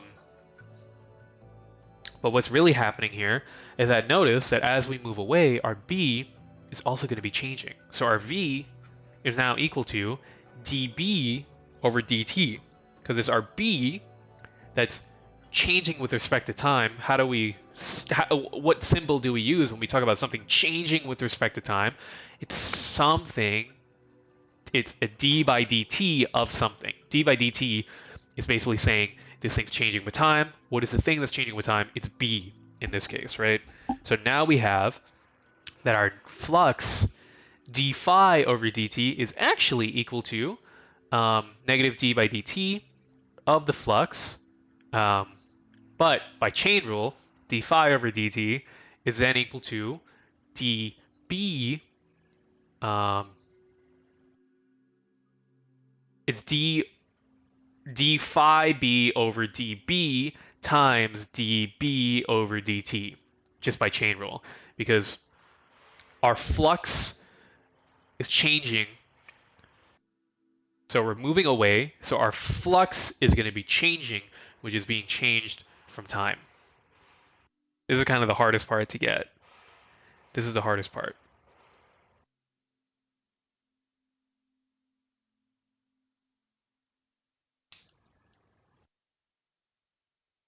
Right here is hard. I need to be able to explain this better.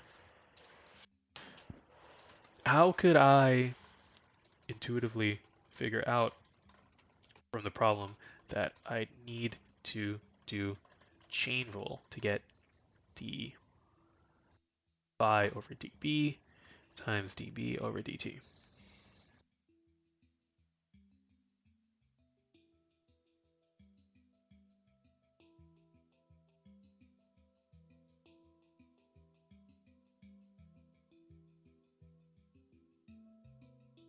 Yeah, phi b is a function of b, and b is a function of t.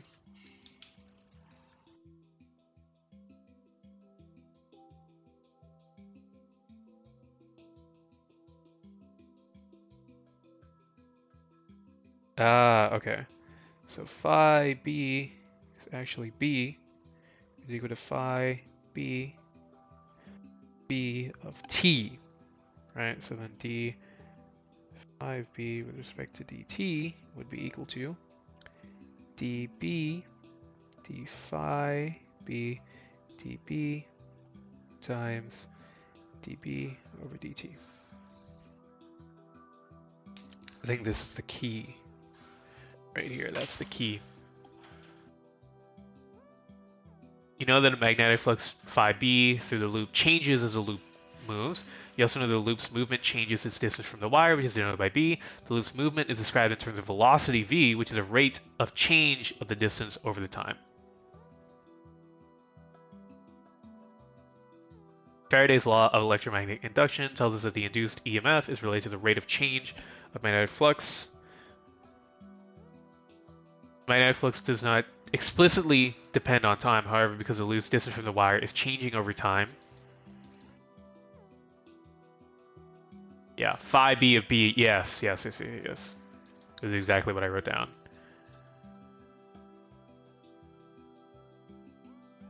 Yes, this is true. So you'll have like, so in reality what's going on, right, is that phi b is equal to, what do we have? Mu naught IA over 2 pi ln of 1 plus A over B, right? In our problem, B is actually changing. So then phi B actually depends on B. So then what we realize is that B changes time, thus phi B of B actually looks like this. So then if we're taking the derivative of phi of b with respect to dt, then this will be d phi of b over db times dv over dt by chain rule, right?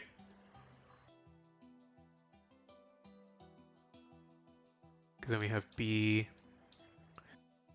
over dt, right? So we have d by dt of db, and then we're taking the derivative of this. So then this will just be the derivative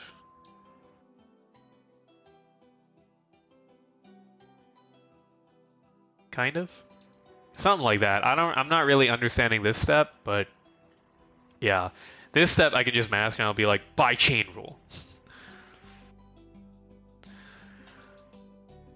I'll be like, listen, if you need a huge refresher on chain rule, open up a math textbook. Okay. But yeah, so our flux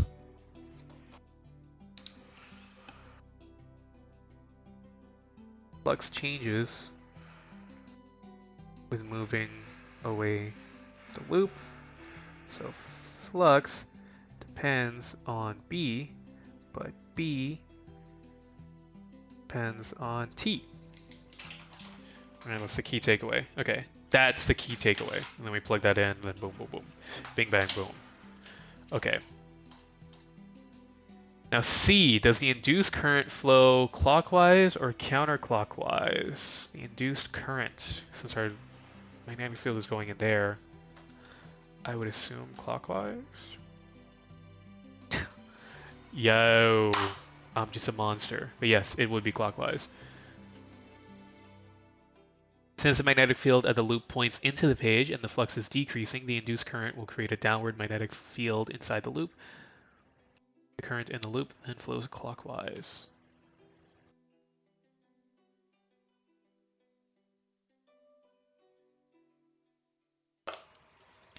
And for C, so we have our picture like this, and then at here, B is going in. So as B is moving with some velocity V, so induced EMF will try to resist change. Nature wants to be equal, low energy. Thus,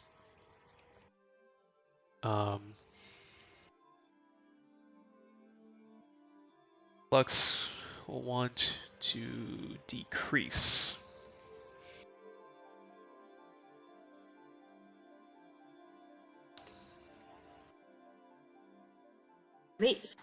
So as we talk about this magnetic field in this loop will flows in, right? Will flows in. And the next one, when this square moves far away, the magnetic flux will decrease. Do you agree? Because the magnetic field decrease as it far away, right? So it will decrease. For the Lenz's law, when it is decreased, we will compensate that. So when we compensate that, the induced EMF will produce magnetic fields in the same direction, right? So now we use the right hand rule, your thumb pointing in, and then your four fingers will rotate clockwise. Agree?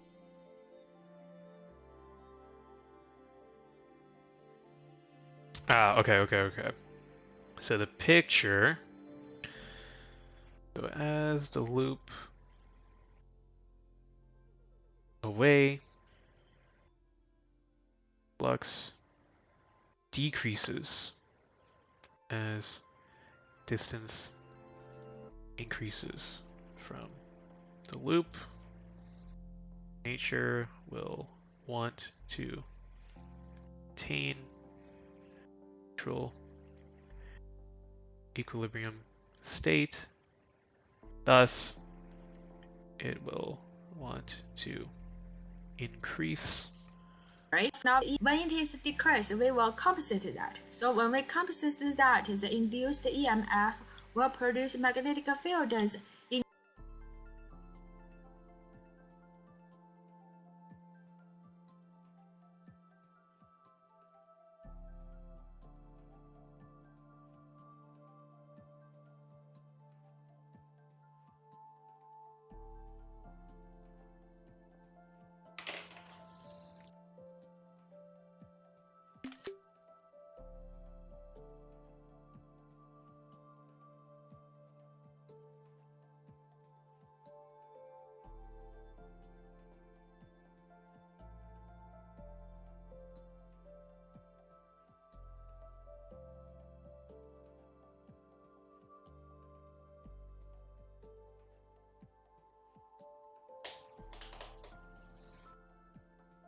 Been a while since I've taken this.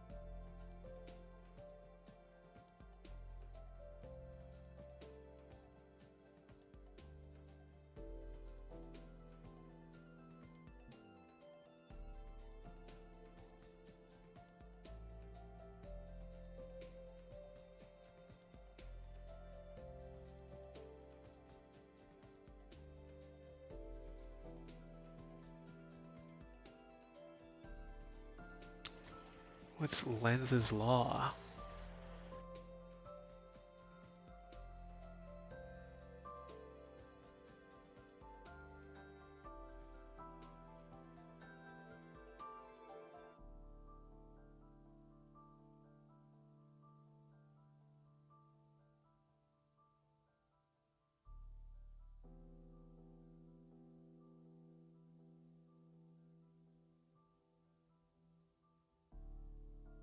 So a current produced by an induced EMF moves in a direction so that the magnetic field created by that current opposes the original change in flux.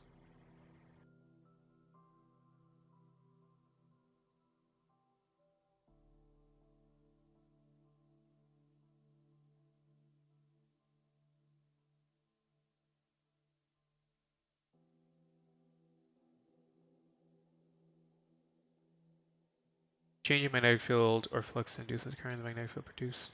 Lenz's law. An induced EMF is always in a direction that opposes the original change in flux that caused it. Lenz's law.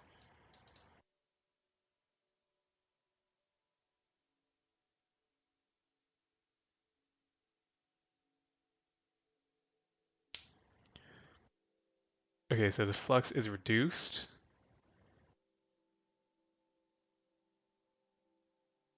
The area is decreased. Flux is reduced because the area decreases. Why is our flux reducing as we move away? Because I guess our magnetic field grows weaker? Do magnetic fields diminish with distance?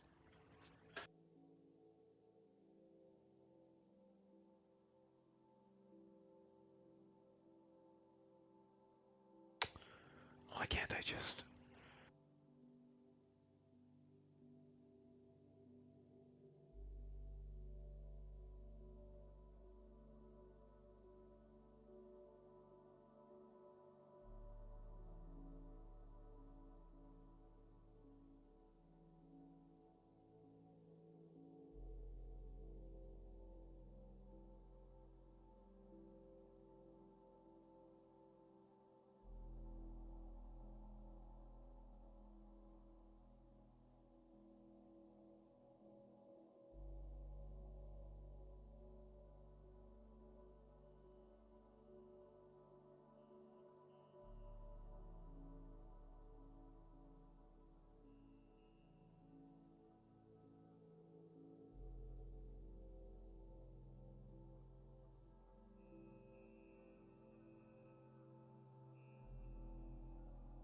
So since the magnetic field is going down, we're going to try to oppose that because our flux is decreasing because we're being pulled away from magnetic field, and the magnetic field is decreasing with distance. Okay. So the loop is being pulled away, which causes less of a magnetic field to flow through it. B decreases with distance.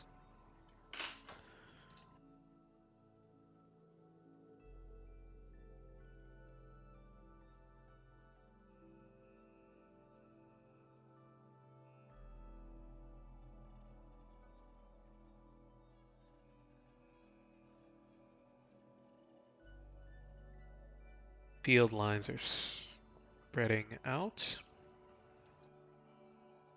Thus, the flux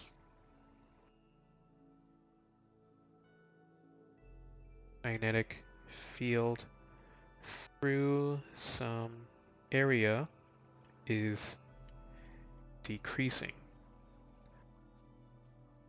This law states that we will try to oppose this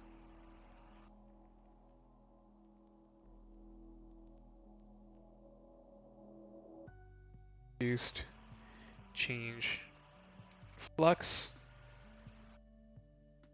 Thus, we will produce a magnetic field pointing inwards to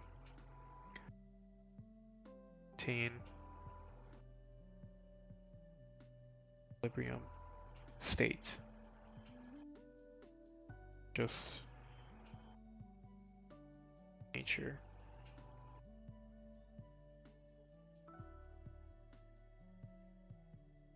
The order.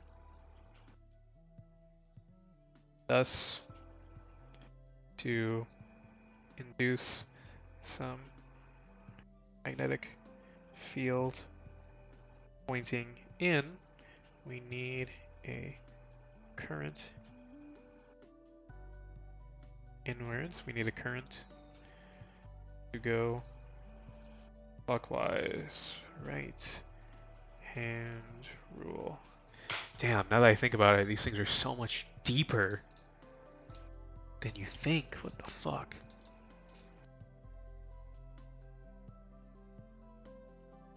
Why?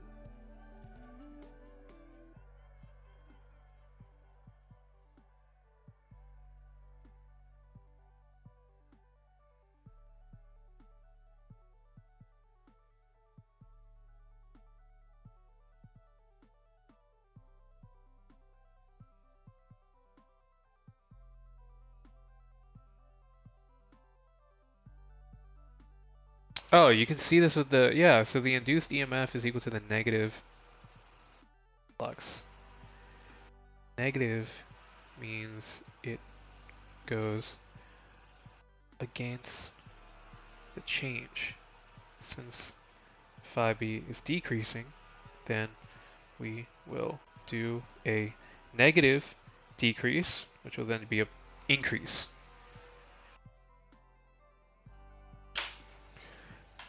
Yeah. Yeah, you can see a negative sign as like something that's like going against. Negative going against change.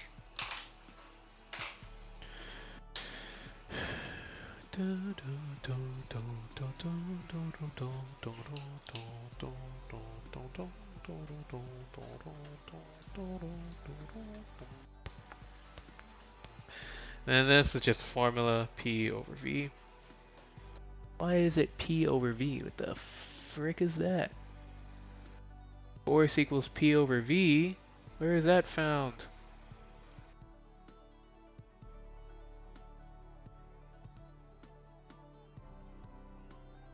In the same term, the force power divided by velocity v. Do you agree? So the power equal to force times v. So it looks like we need to get the power at the very beginning. So how can we get the power? Is induced EMF squared divided by R, right? And this EMF is given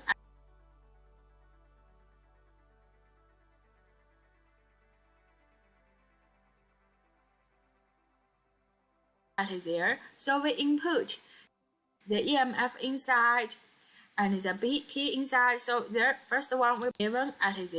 So how can we get the power? Is induced EMF squared divided by R, right? And this EMF is given at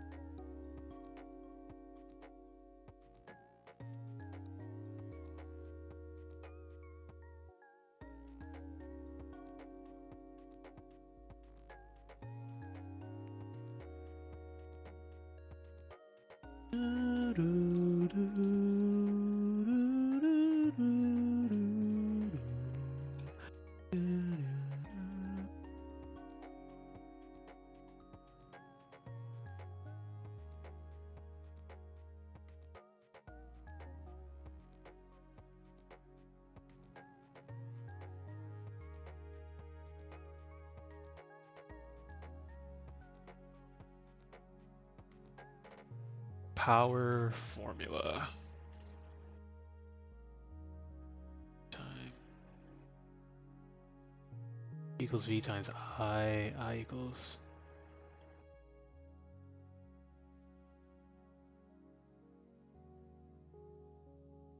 Yeah, P is equal to VI.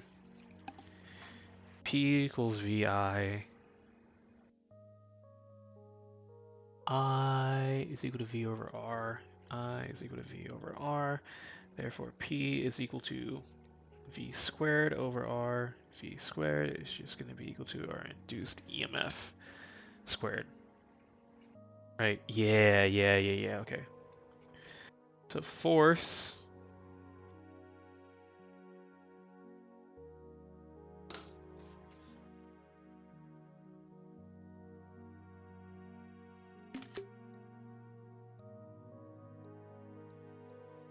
This is for the same problem.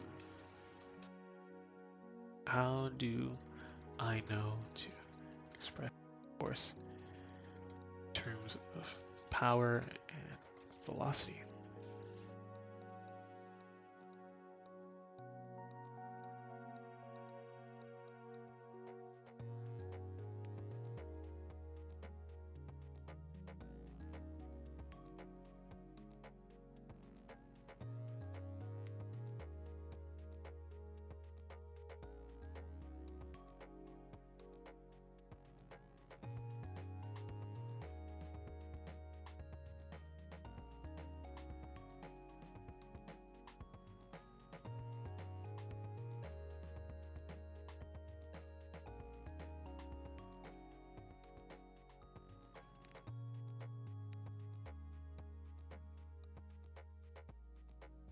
Power is equal to VI, which is equal to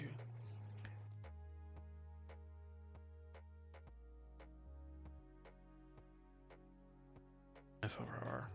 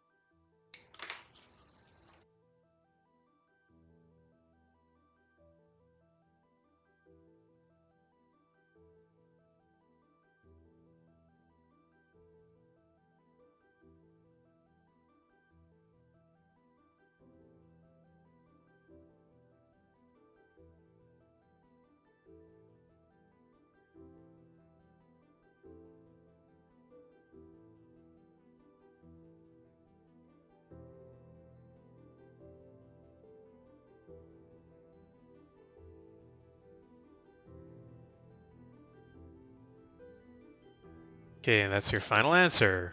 Boom! Okay, that's all for that one. Jesus, that one took quite a while, but it's kind of fun, actually, to work through. And that's gonna lie, it's kind of fun to work through. Okay, now we got this problem.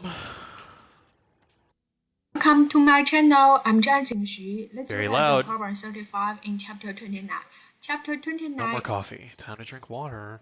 is about electromagnetic induction and Faraday's law.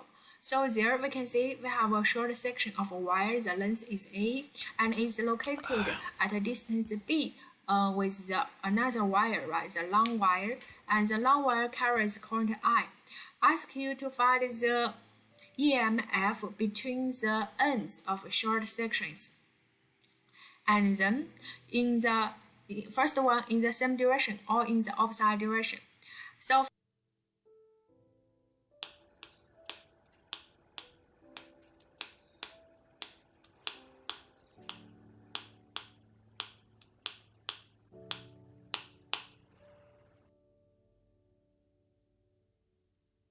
the hell problem is this? 2935? The hell? But what the hell?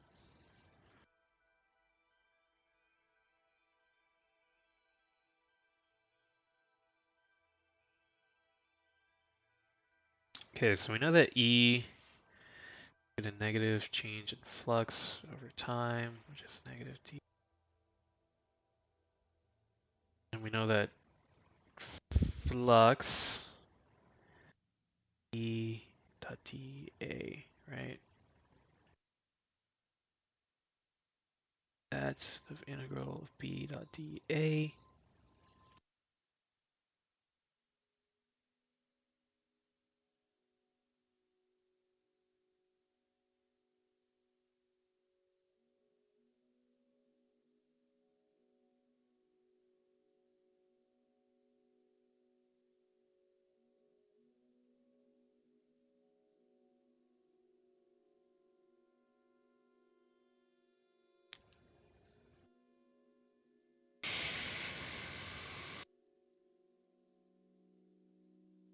Should be able to figure this out, right? Negative d, right? Phi b is equal to this, right?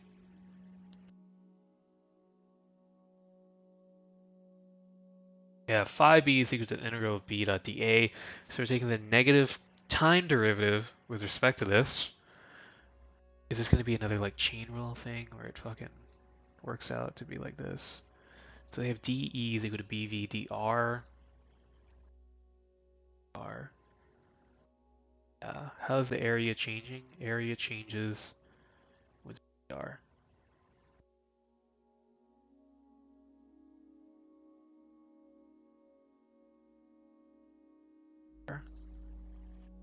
From B, say,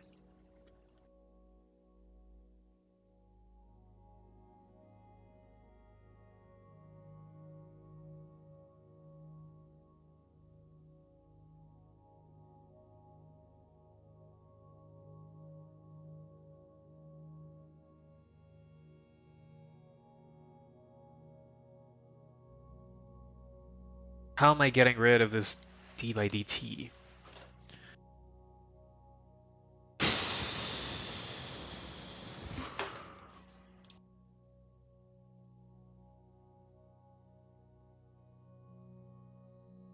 Explain how I can.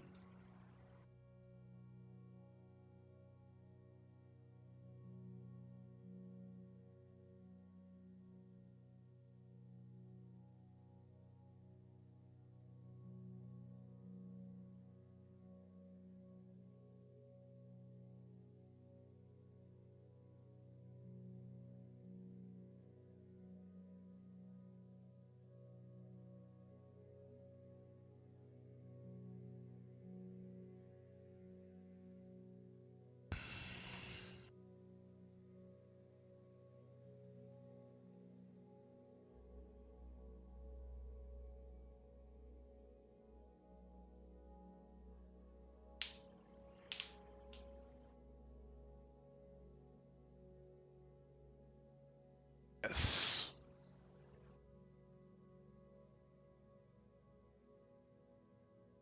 Yep.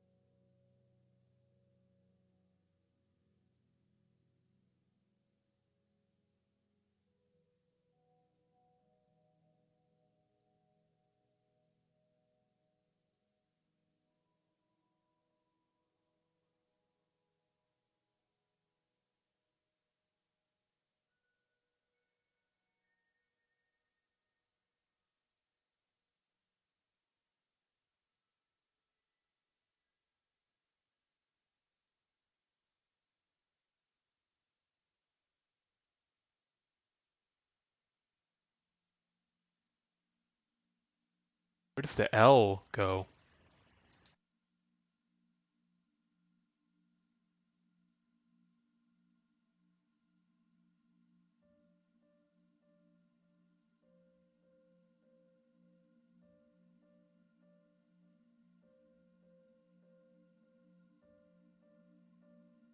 Okay. DA. I know I did this before where the DA was something. What's this DA?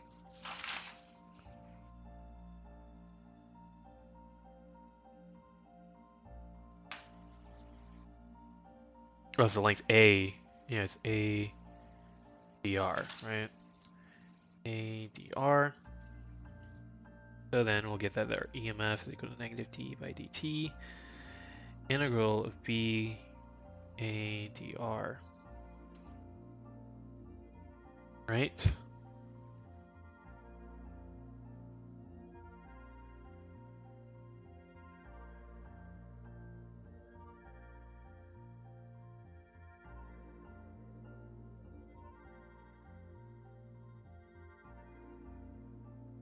B to B plus A.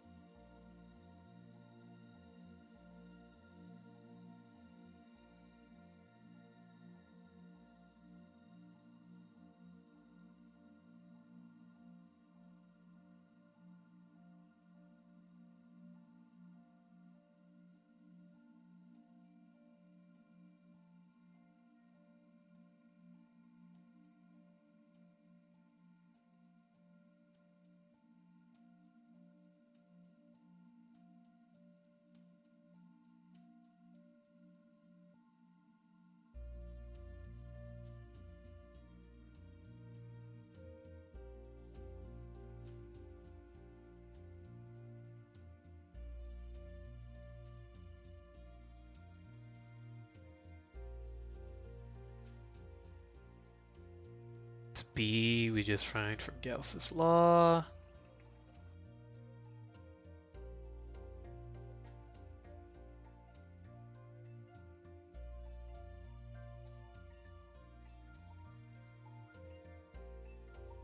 And this radius is just B.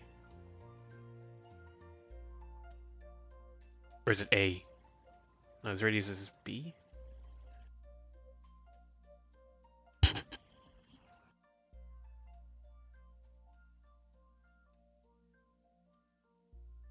That's DR.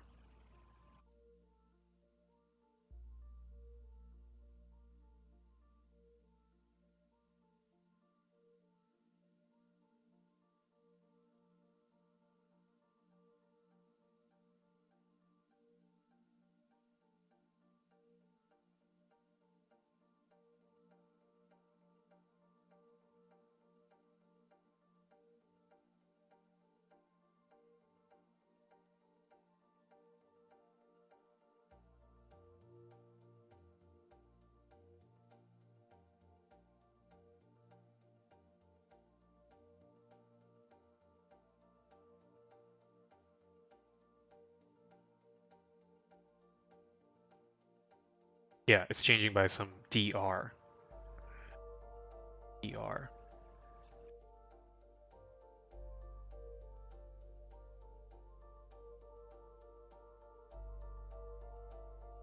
Yeah, but then our distance is changing.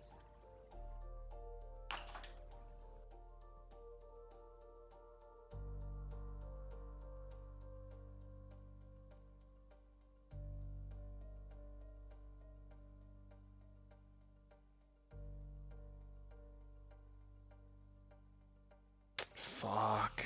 Hold on. E by b over dt. Right? Negative d by dt of integral of b dot dA. The b is mu naught I over 2 pi. Well, 2 pi r is equal to b. dA equal to our distance, and is changing by dr. Right, so we have negative d by dt integral mu naught I over 2 pi r a dr.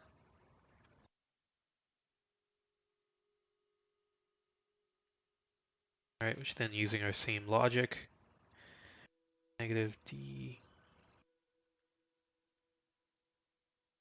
a.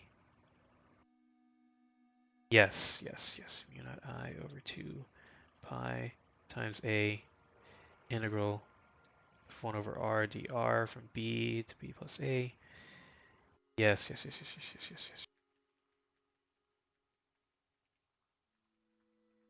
Yes. Times dA over dt. We know that v is equal to a over t, and v is equal, right, which is then going to be negative d by dA mu naught IA over 2 pi times ln of b plus a over b. Place that with v, and then the derivative of a of x is just going to be 1. So this is negative mu naught I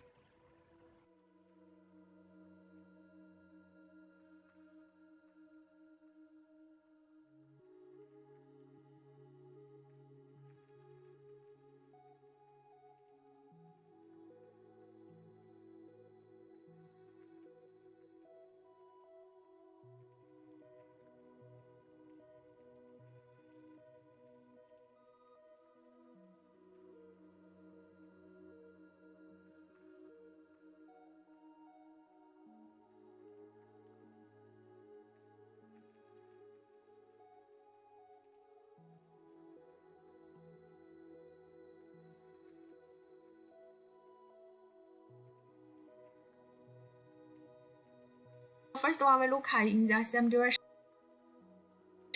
In the same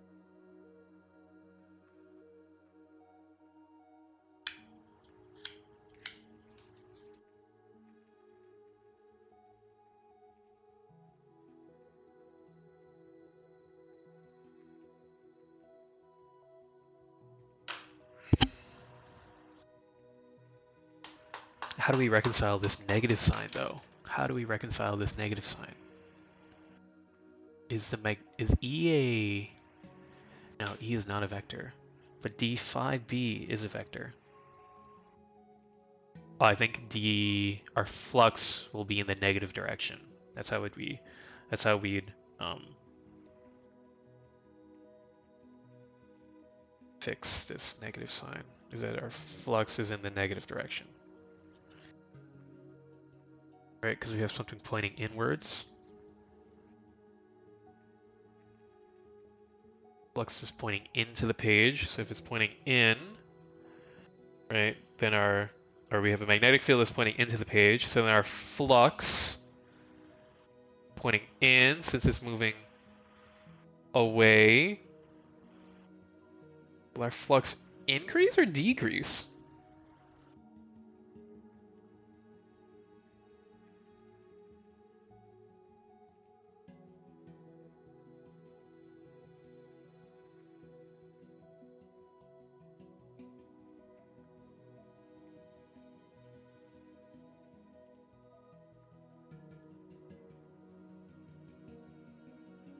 If our velocity is moving in the same direction, the EMF points towards the wire.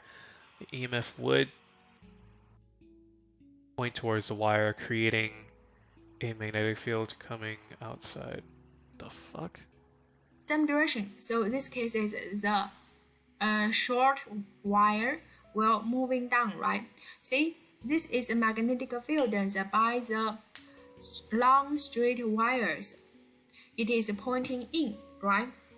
And then you can use the right hand rule to determine your thumb pointing down, and then your four fingers will rotate this way.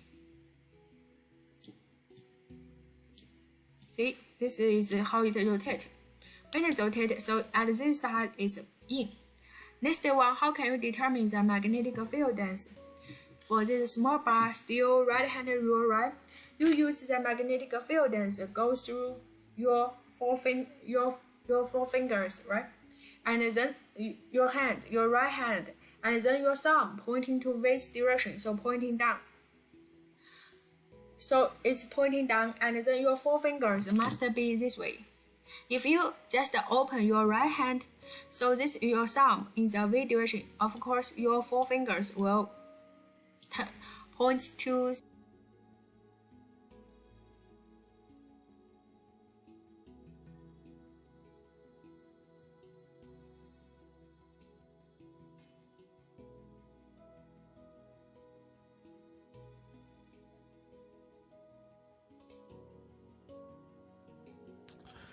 Not quite getting this right-hand rule business.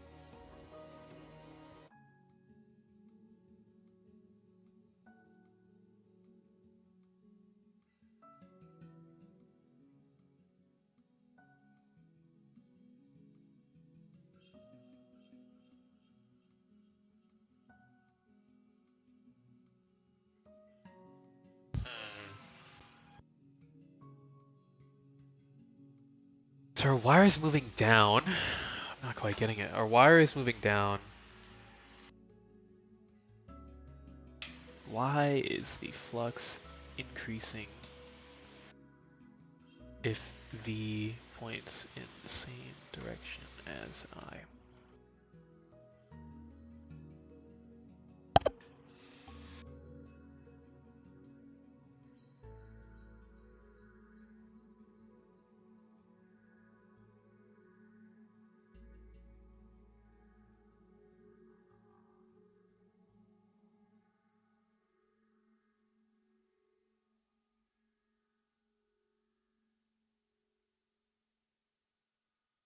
It's not approaching the wire though. It's just moving alongside the wire.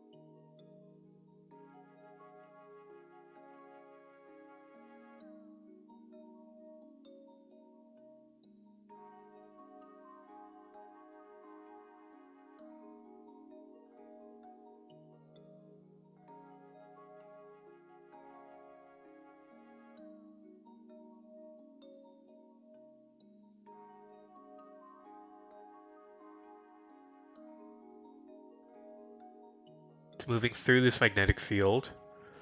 I guess magnetic field is stronger closer to the wire and is weaker away.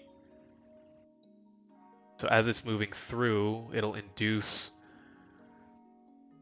current, and that current will induce a magnetic field, and that magnetic field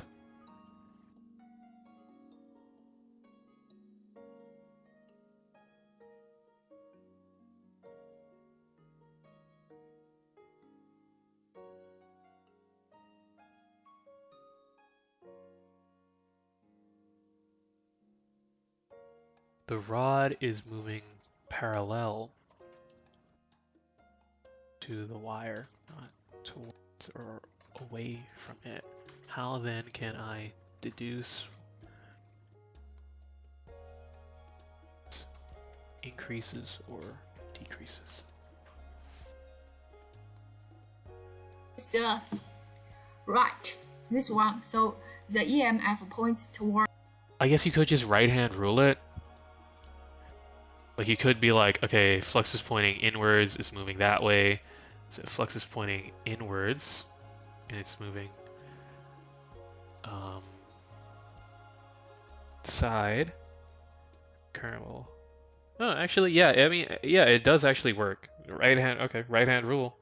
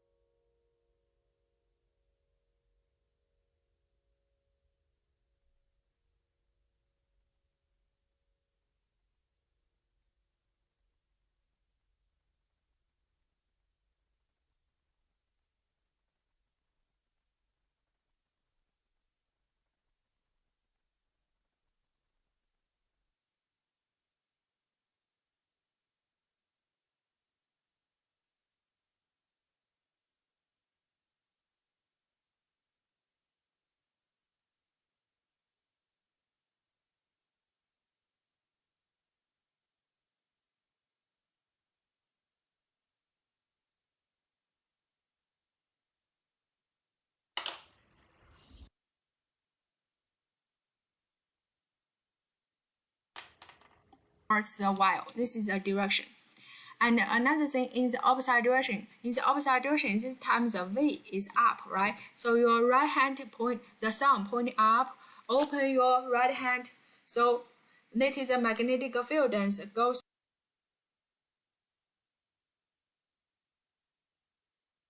I guess yeah, because the magnetic field is getting a bit weaker as it's moving away. So if you're moving it, it'll induce a current moving towards. Okay, why is that? Let's think about that. So it's inducing a current. So a current is going there.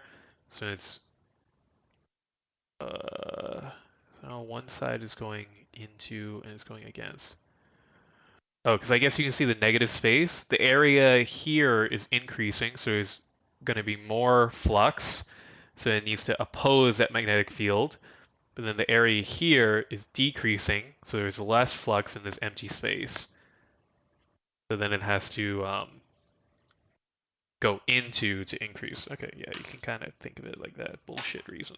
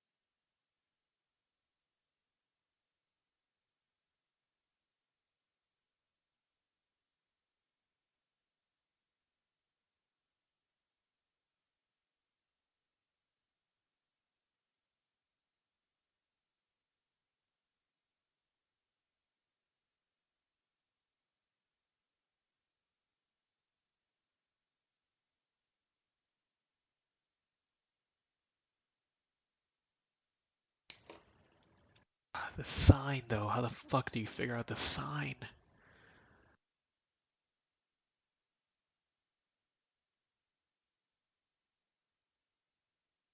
I guess, yeah, as we integrate through the wire, the flux is decreasing as you go away. Yeah, flux is decreasing.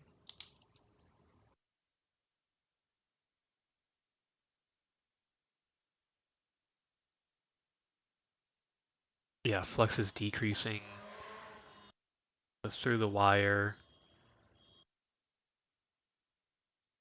To the wire, to the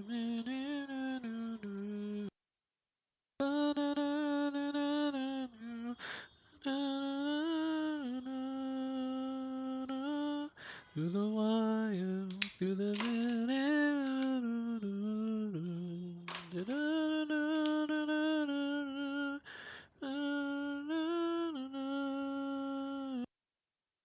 to the wire, to the bottom,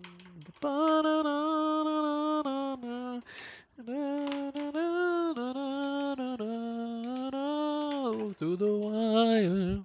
Through from the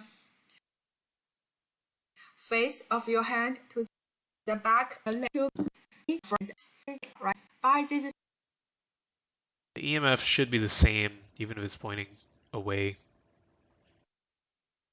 Positive charges are attracted toward the current.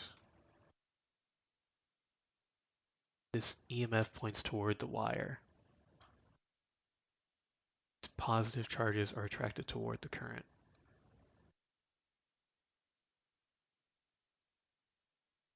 Yeah, because magnetic field is pointing inside. So the EMF is decreasing as we go across the wire. Since this is decreasing as it goes across, then our electrons will move that way to oppose that change. So then their EMF is going to be moving the other way. I don't know how to fucking make sense of that actually. So you know what, whatever the fuck.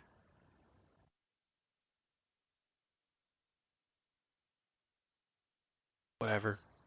Sure. Fuck, dude. This is harder to understand than I would have expected. My god. Okay. Let me use the bathroom real quick.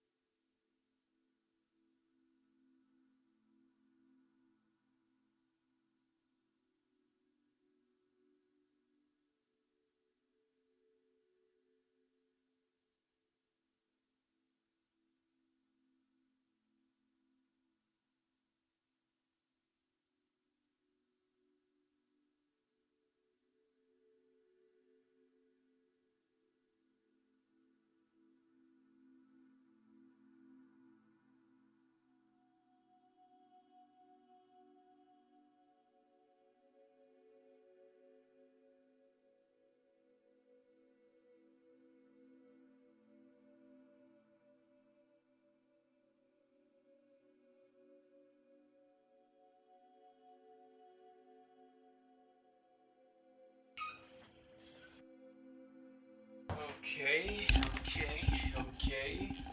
All right. Yeah.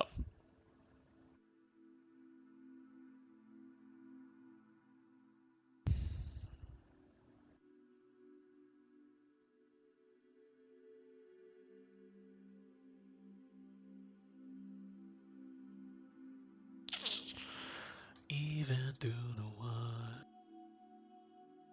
through the wire. Hold on.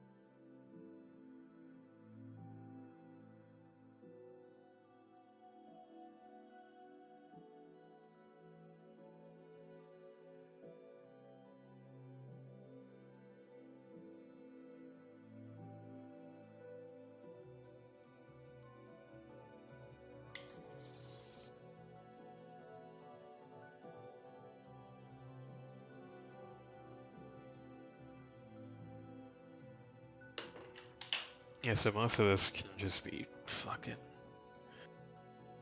forgotten about. If EMF is equal to BLV, DE would be equal to BVDR? How do you just get BVDR? What happens to the L? What happens to the L?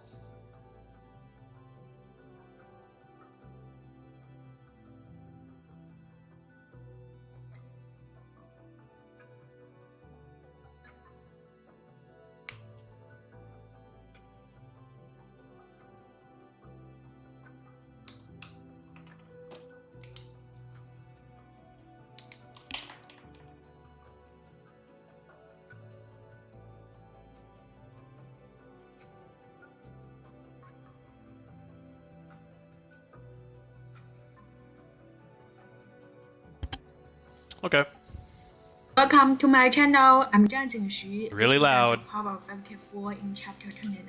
Chapter 29 is about electromagnetic induction and Faraday's law.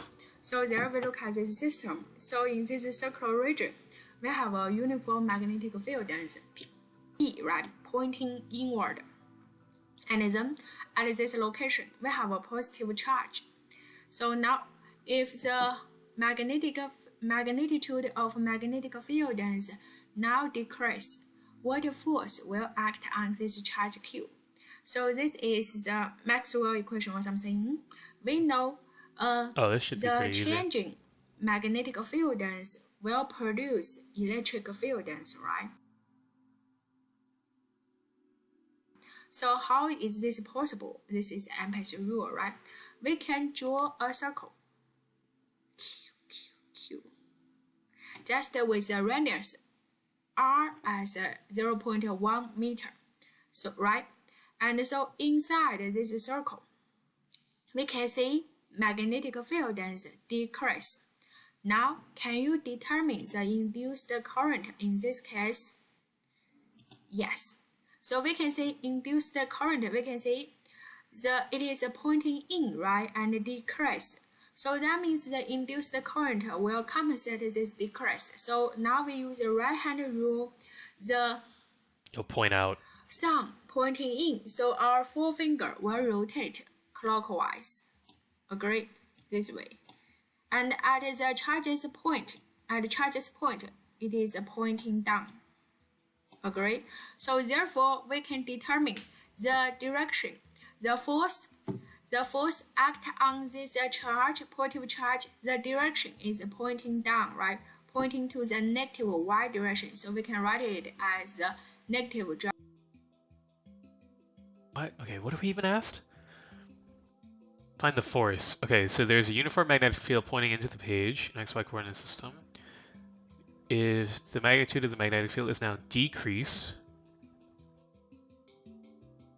what force will act on plus Q?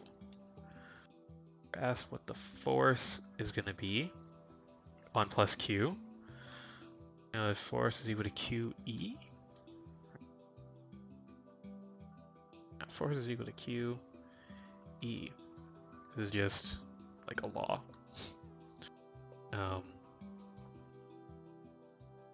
So we know Q. What's E?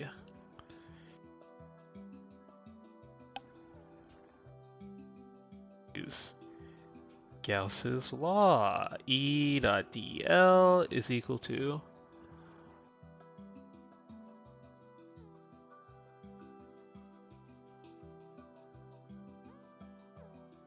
negative d phi b by dt.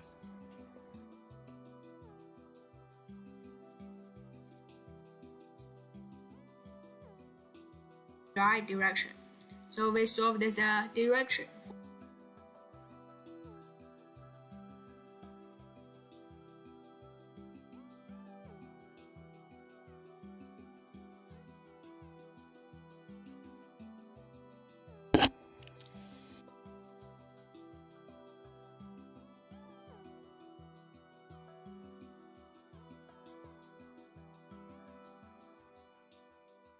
Yeah, so we know what dB over dt is.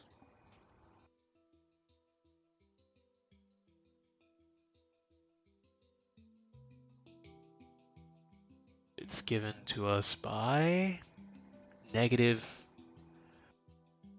1 Tesla per second.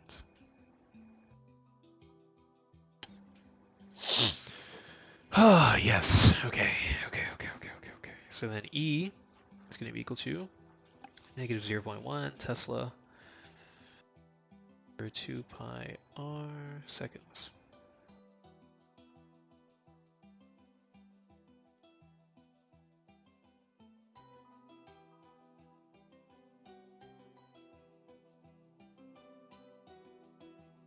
Wait, how do you get 2 pi r and then pi r squared here? What? For this force. Now we need to calculate the magnitude for this force. So now we can say this is Ampere's rule, we get it there. So this is E dot dl, right? With integral with this circle. This circle is 2 pi r equal to negative d phi over dt, right? D phi over dt. Now we can say the phi is magnetic field. Oh shit. Yeah, okay. So negative d over dt phi b is equal to negative d by dt. Phi b is just equal to b times a. Okay, so this gives us negative dB by dt times a. So then we know this is 0.1 Tesla per second.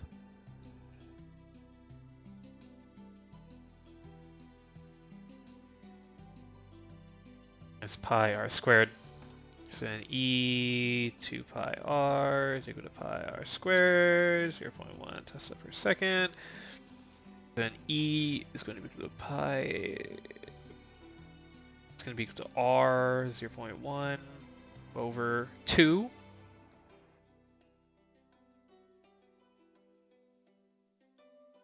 R over 2, 0.1 Tesla per second, right? That's what it's going to be, right? So then now we have that, so then we can just calculate it.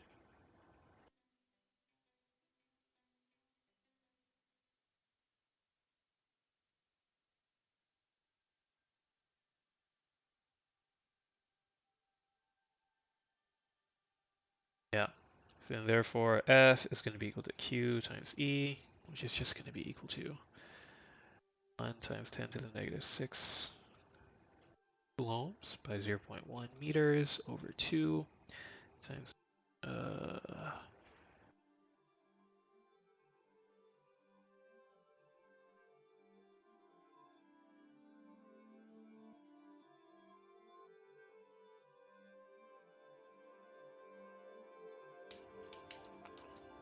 right.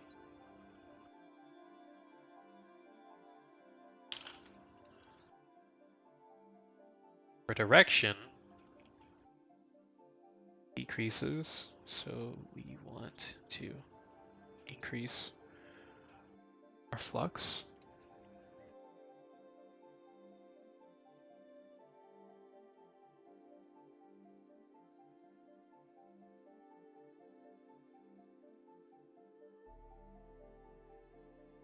Oh yeah, I was right.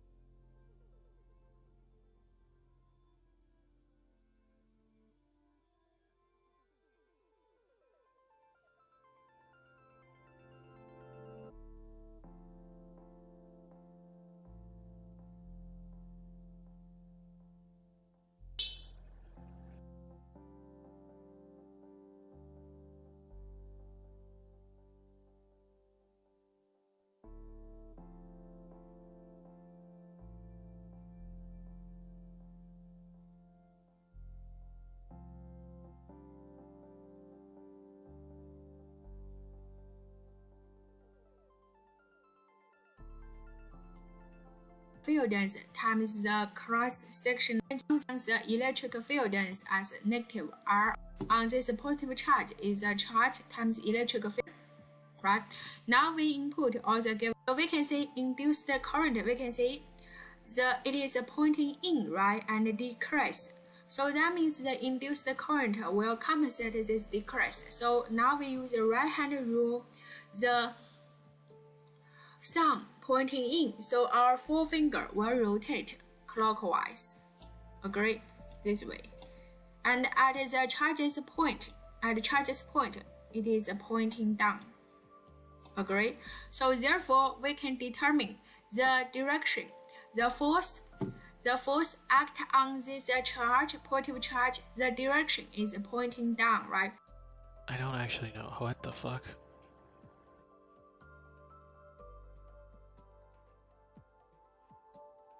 Right hand rule with force, current, and magnetic field. What's the right hand rule for that? The force, so the current, the magnetic field, and then the force, right? And the current at that point, I guess the current is curling? How the fuck would you do this? The current is moving down, brother. Current's moving down. Magnetic field's pointing in. And our force would be pointing towards the X direction. I don't get it.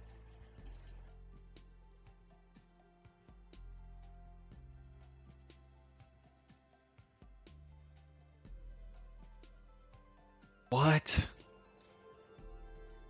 Help me understand this.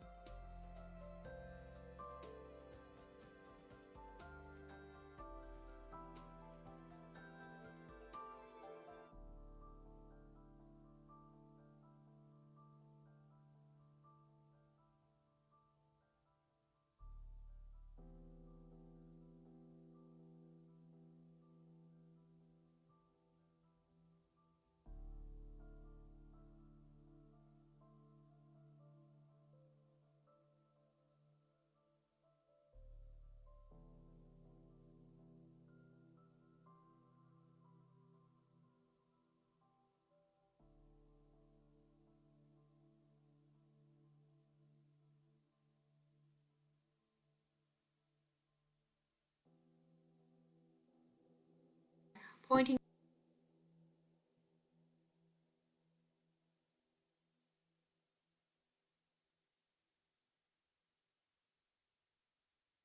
God damn, brother. Now, after 200 years, we don't know much about what's up there. Hot damn! Holy moly. You'll see. With Spring Black Friday savings now at the Home Depot, you can power your spring and only need one battery to do it all. Gas-like power, endless possibilities, only at the Home Depot, your power source.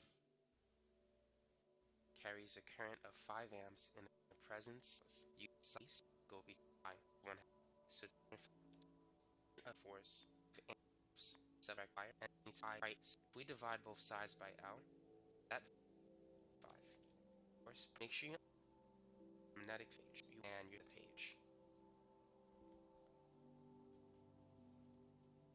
So let's see if I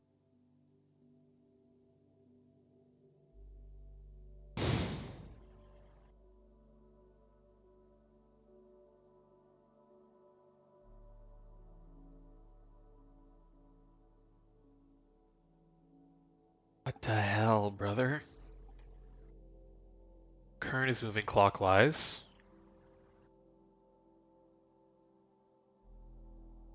Going into the page.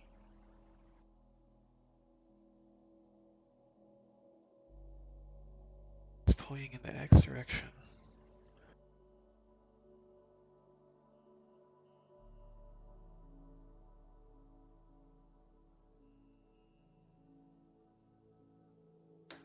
The hell, man? What the hell, brother?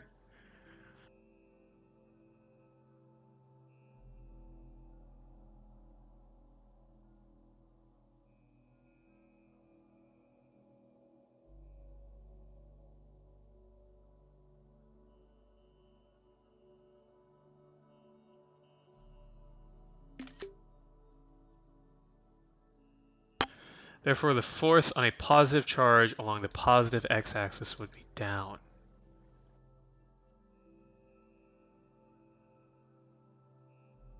Into the negative y direction, so we can write it as rule. We get it there.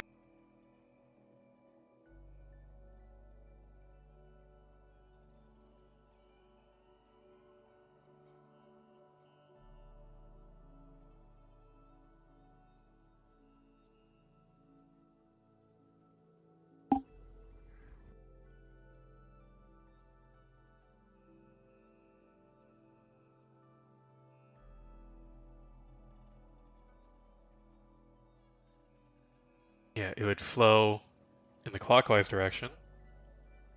Therefore, the force on a positive charge along the x-axis would be down or in the negative j direction. Because the current is flowing at this point.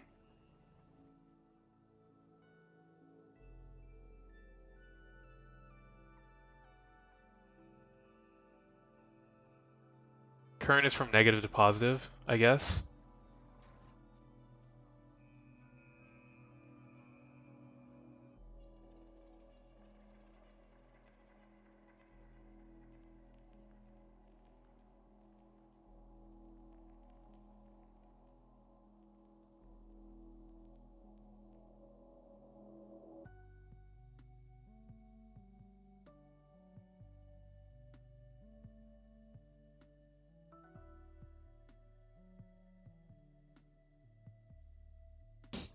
I guess, dude. I guess. Okay, that's it.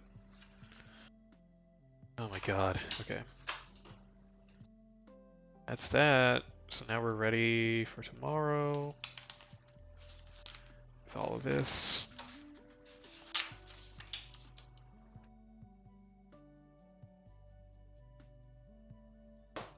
Okay.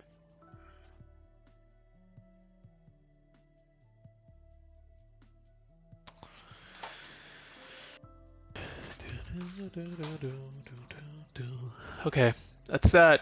Boom! Close that out. We're done with this. We're done with this. Okay, so we did that. Now what else do we have to do? We have to read solid state physics, chapter 16 and chapter 17.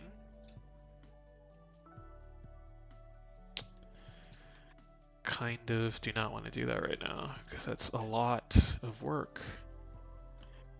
Kind of tired. Chapter 16 and chapter 17.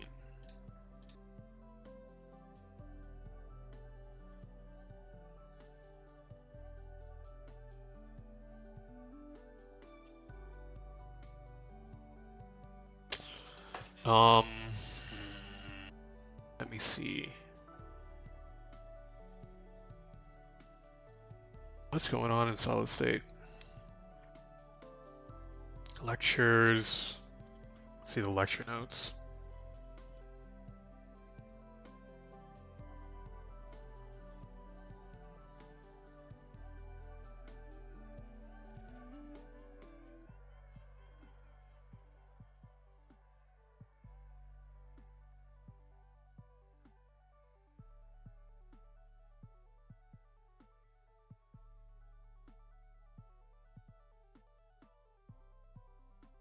Jesus, yeah, I gotta read chapter. Actually, I have to read 16, 17, and 18.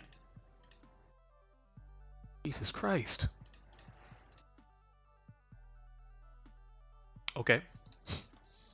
Okay. Okay. 16, 17, and 18. Wow, brother.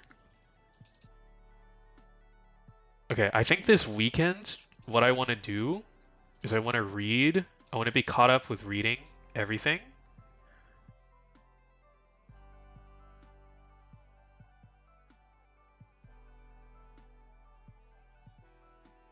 I want to be caught up with reading everything.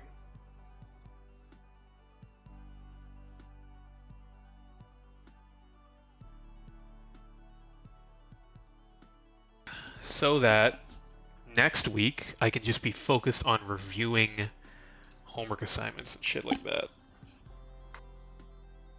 Next week I want to work on like reviewing homework assignments, and then the week of actual review will hopefully just be getting shit done. Let me also find out when are my finals. What are the dates of my finals?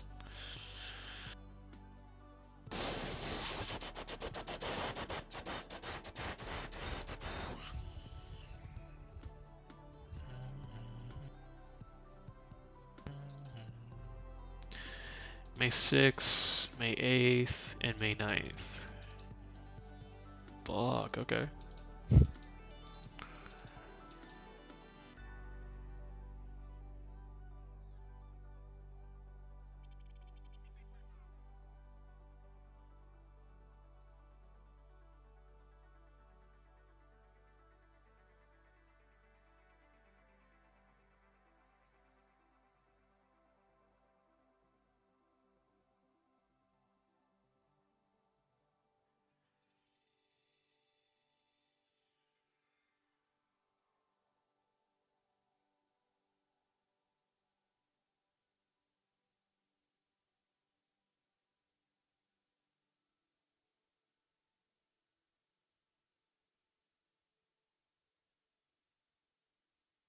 I do need to really review quantum mechanics, actually. So, although I did better on the midterm than I thought I would do. So, but I don't know how it is relative to the class, actually. So, Corey.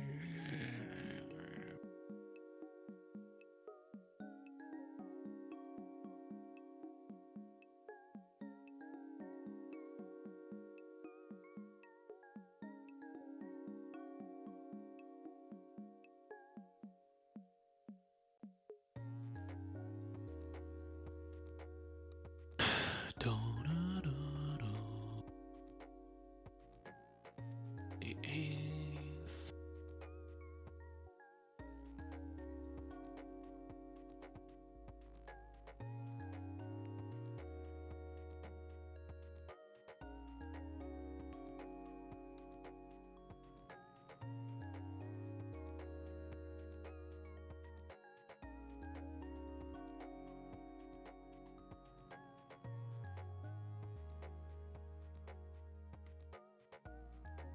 And then one on May 9th. Damn, 8 a.m.?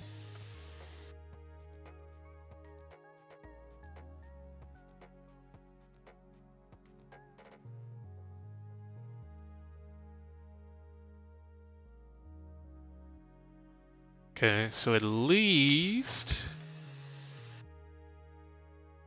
my final for solid state physics is the last thing.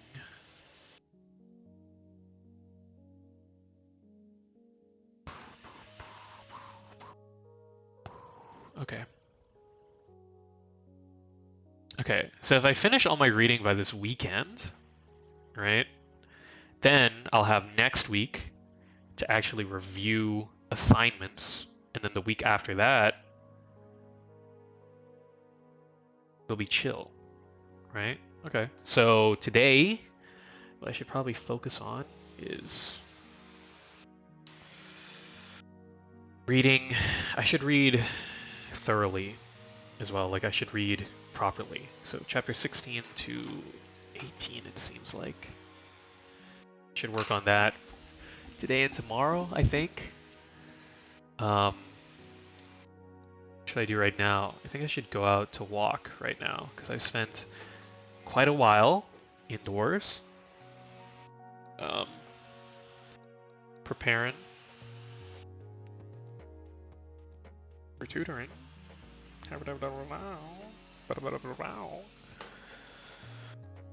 Yeah, this is when I would usually be like, alright, let me game. But instead of gaming, I'll go outside to walk, I guess. What's the temperature outside? 17 degrees. It's kind of chilly, actually.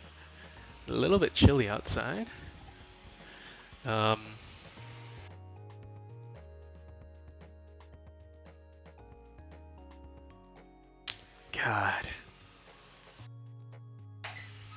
God. Actually, I can go to the gym. Let me check the crowd at the gym. What's the crowd looking like? Hey, what's the crowd looking like?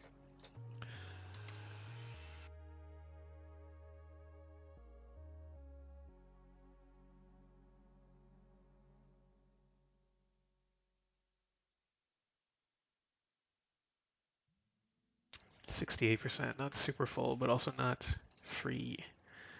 I actually want to run today or tomorrow. Should I run today or tomorrow? Why not today? Let's think about that. If I run, I should run outside, actually. Yeah, I should run outside. You guys want to plot a little...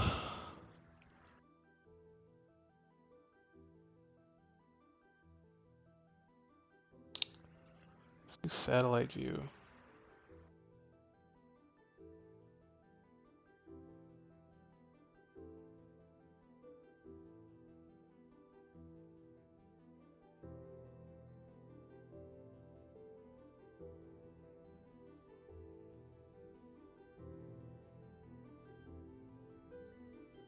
I went all the way down here last time, right? I think so.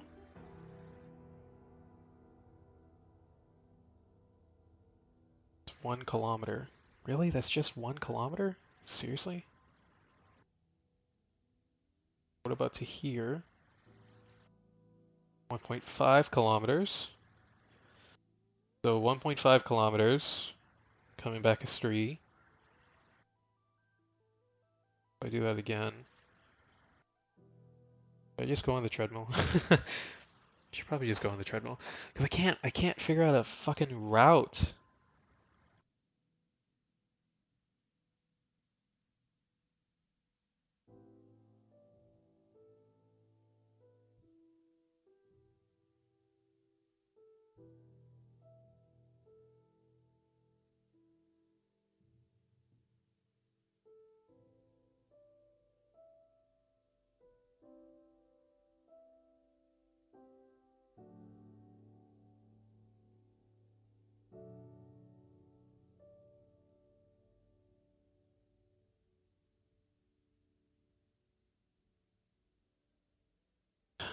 Yeah, I could run all the way down to the park. Come back, and on the way back, head up that street, and then keep heading up. Come back down. Should I do that?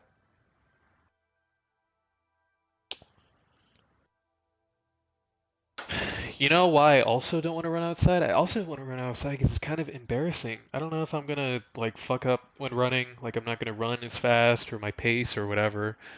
And like at least if you're running on a treadmill, there are less people who are like gonna be seeing you. And the people who do see you are people who are in the gym. So they're people who understand the grind of running to some extent. But if I'm running outside, anyone can see me. Anyone can see me running, and I'll look ridiculous. But if you remember, what was one of my tenets? One of my tenets that I would follow.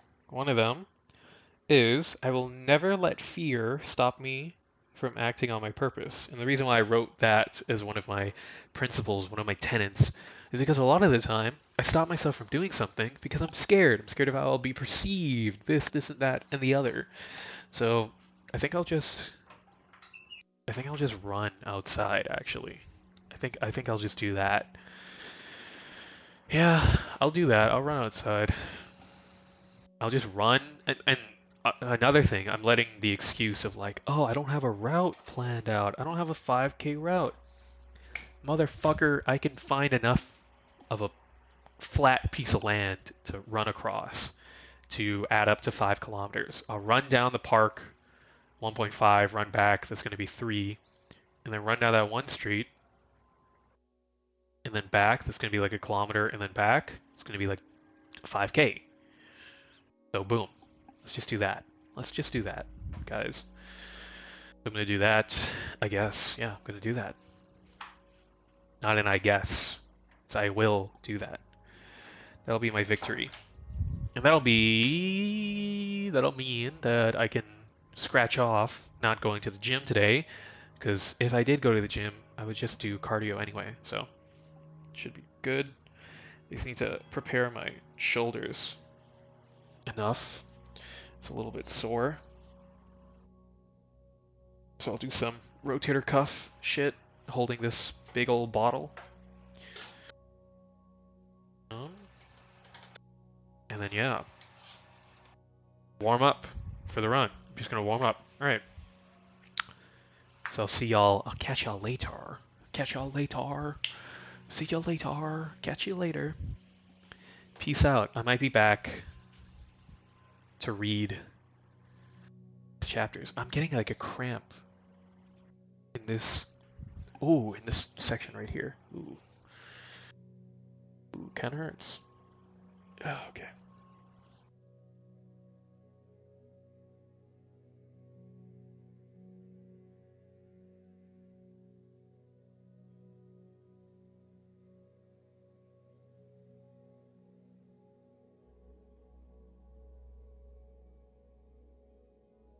Okay.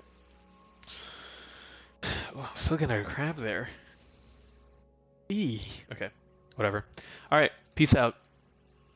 I might be back, but I'm definitely going to be running.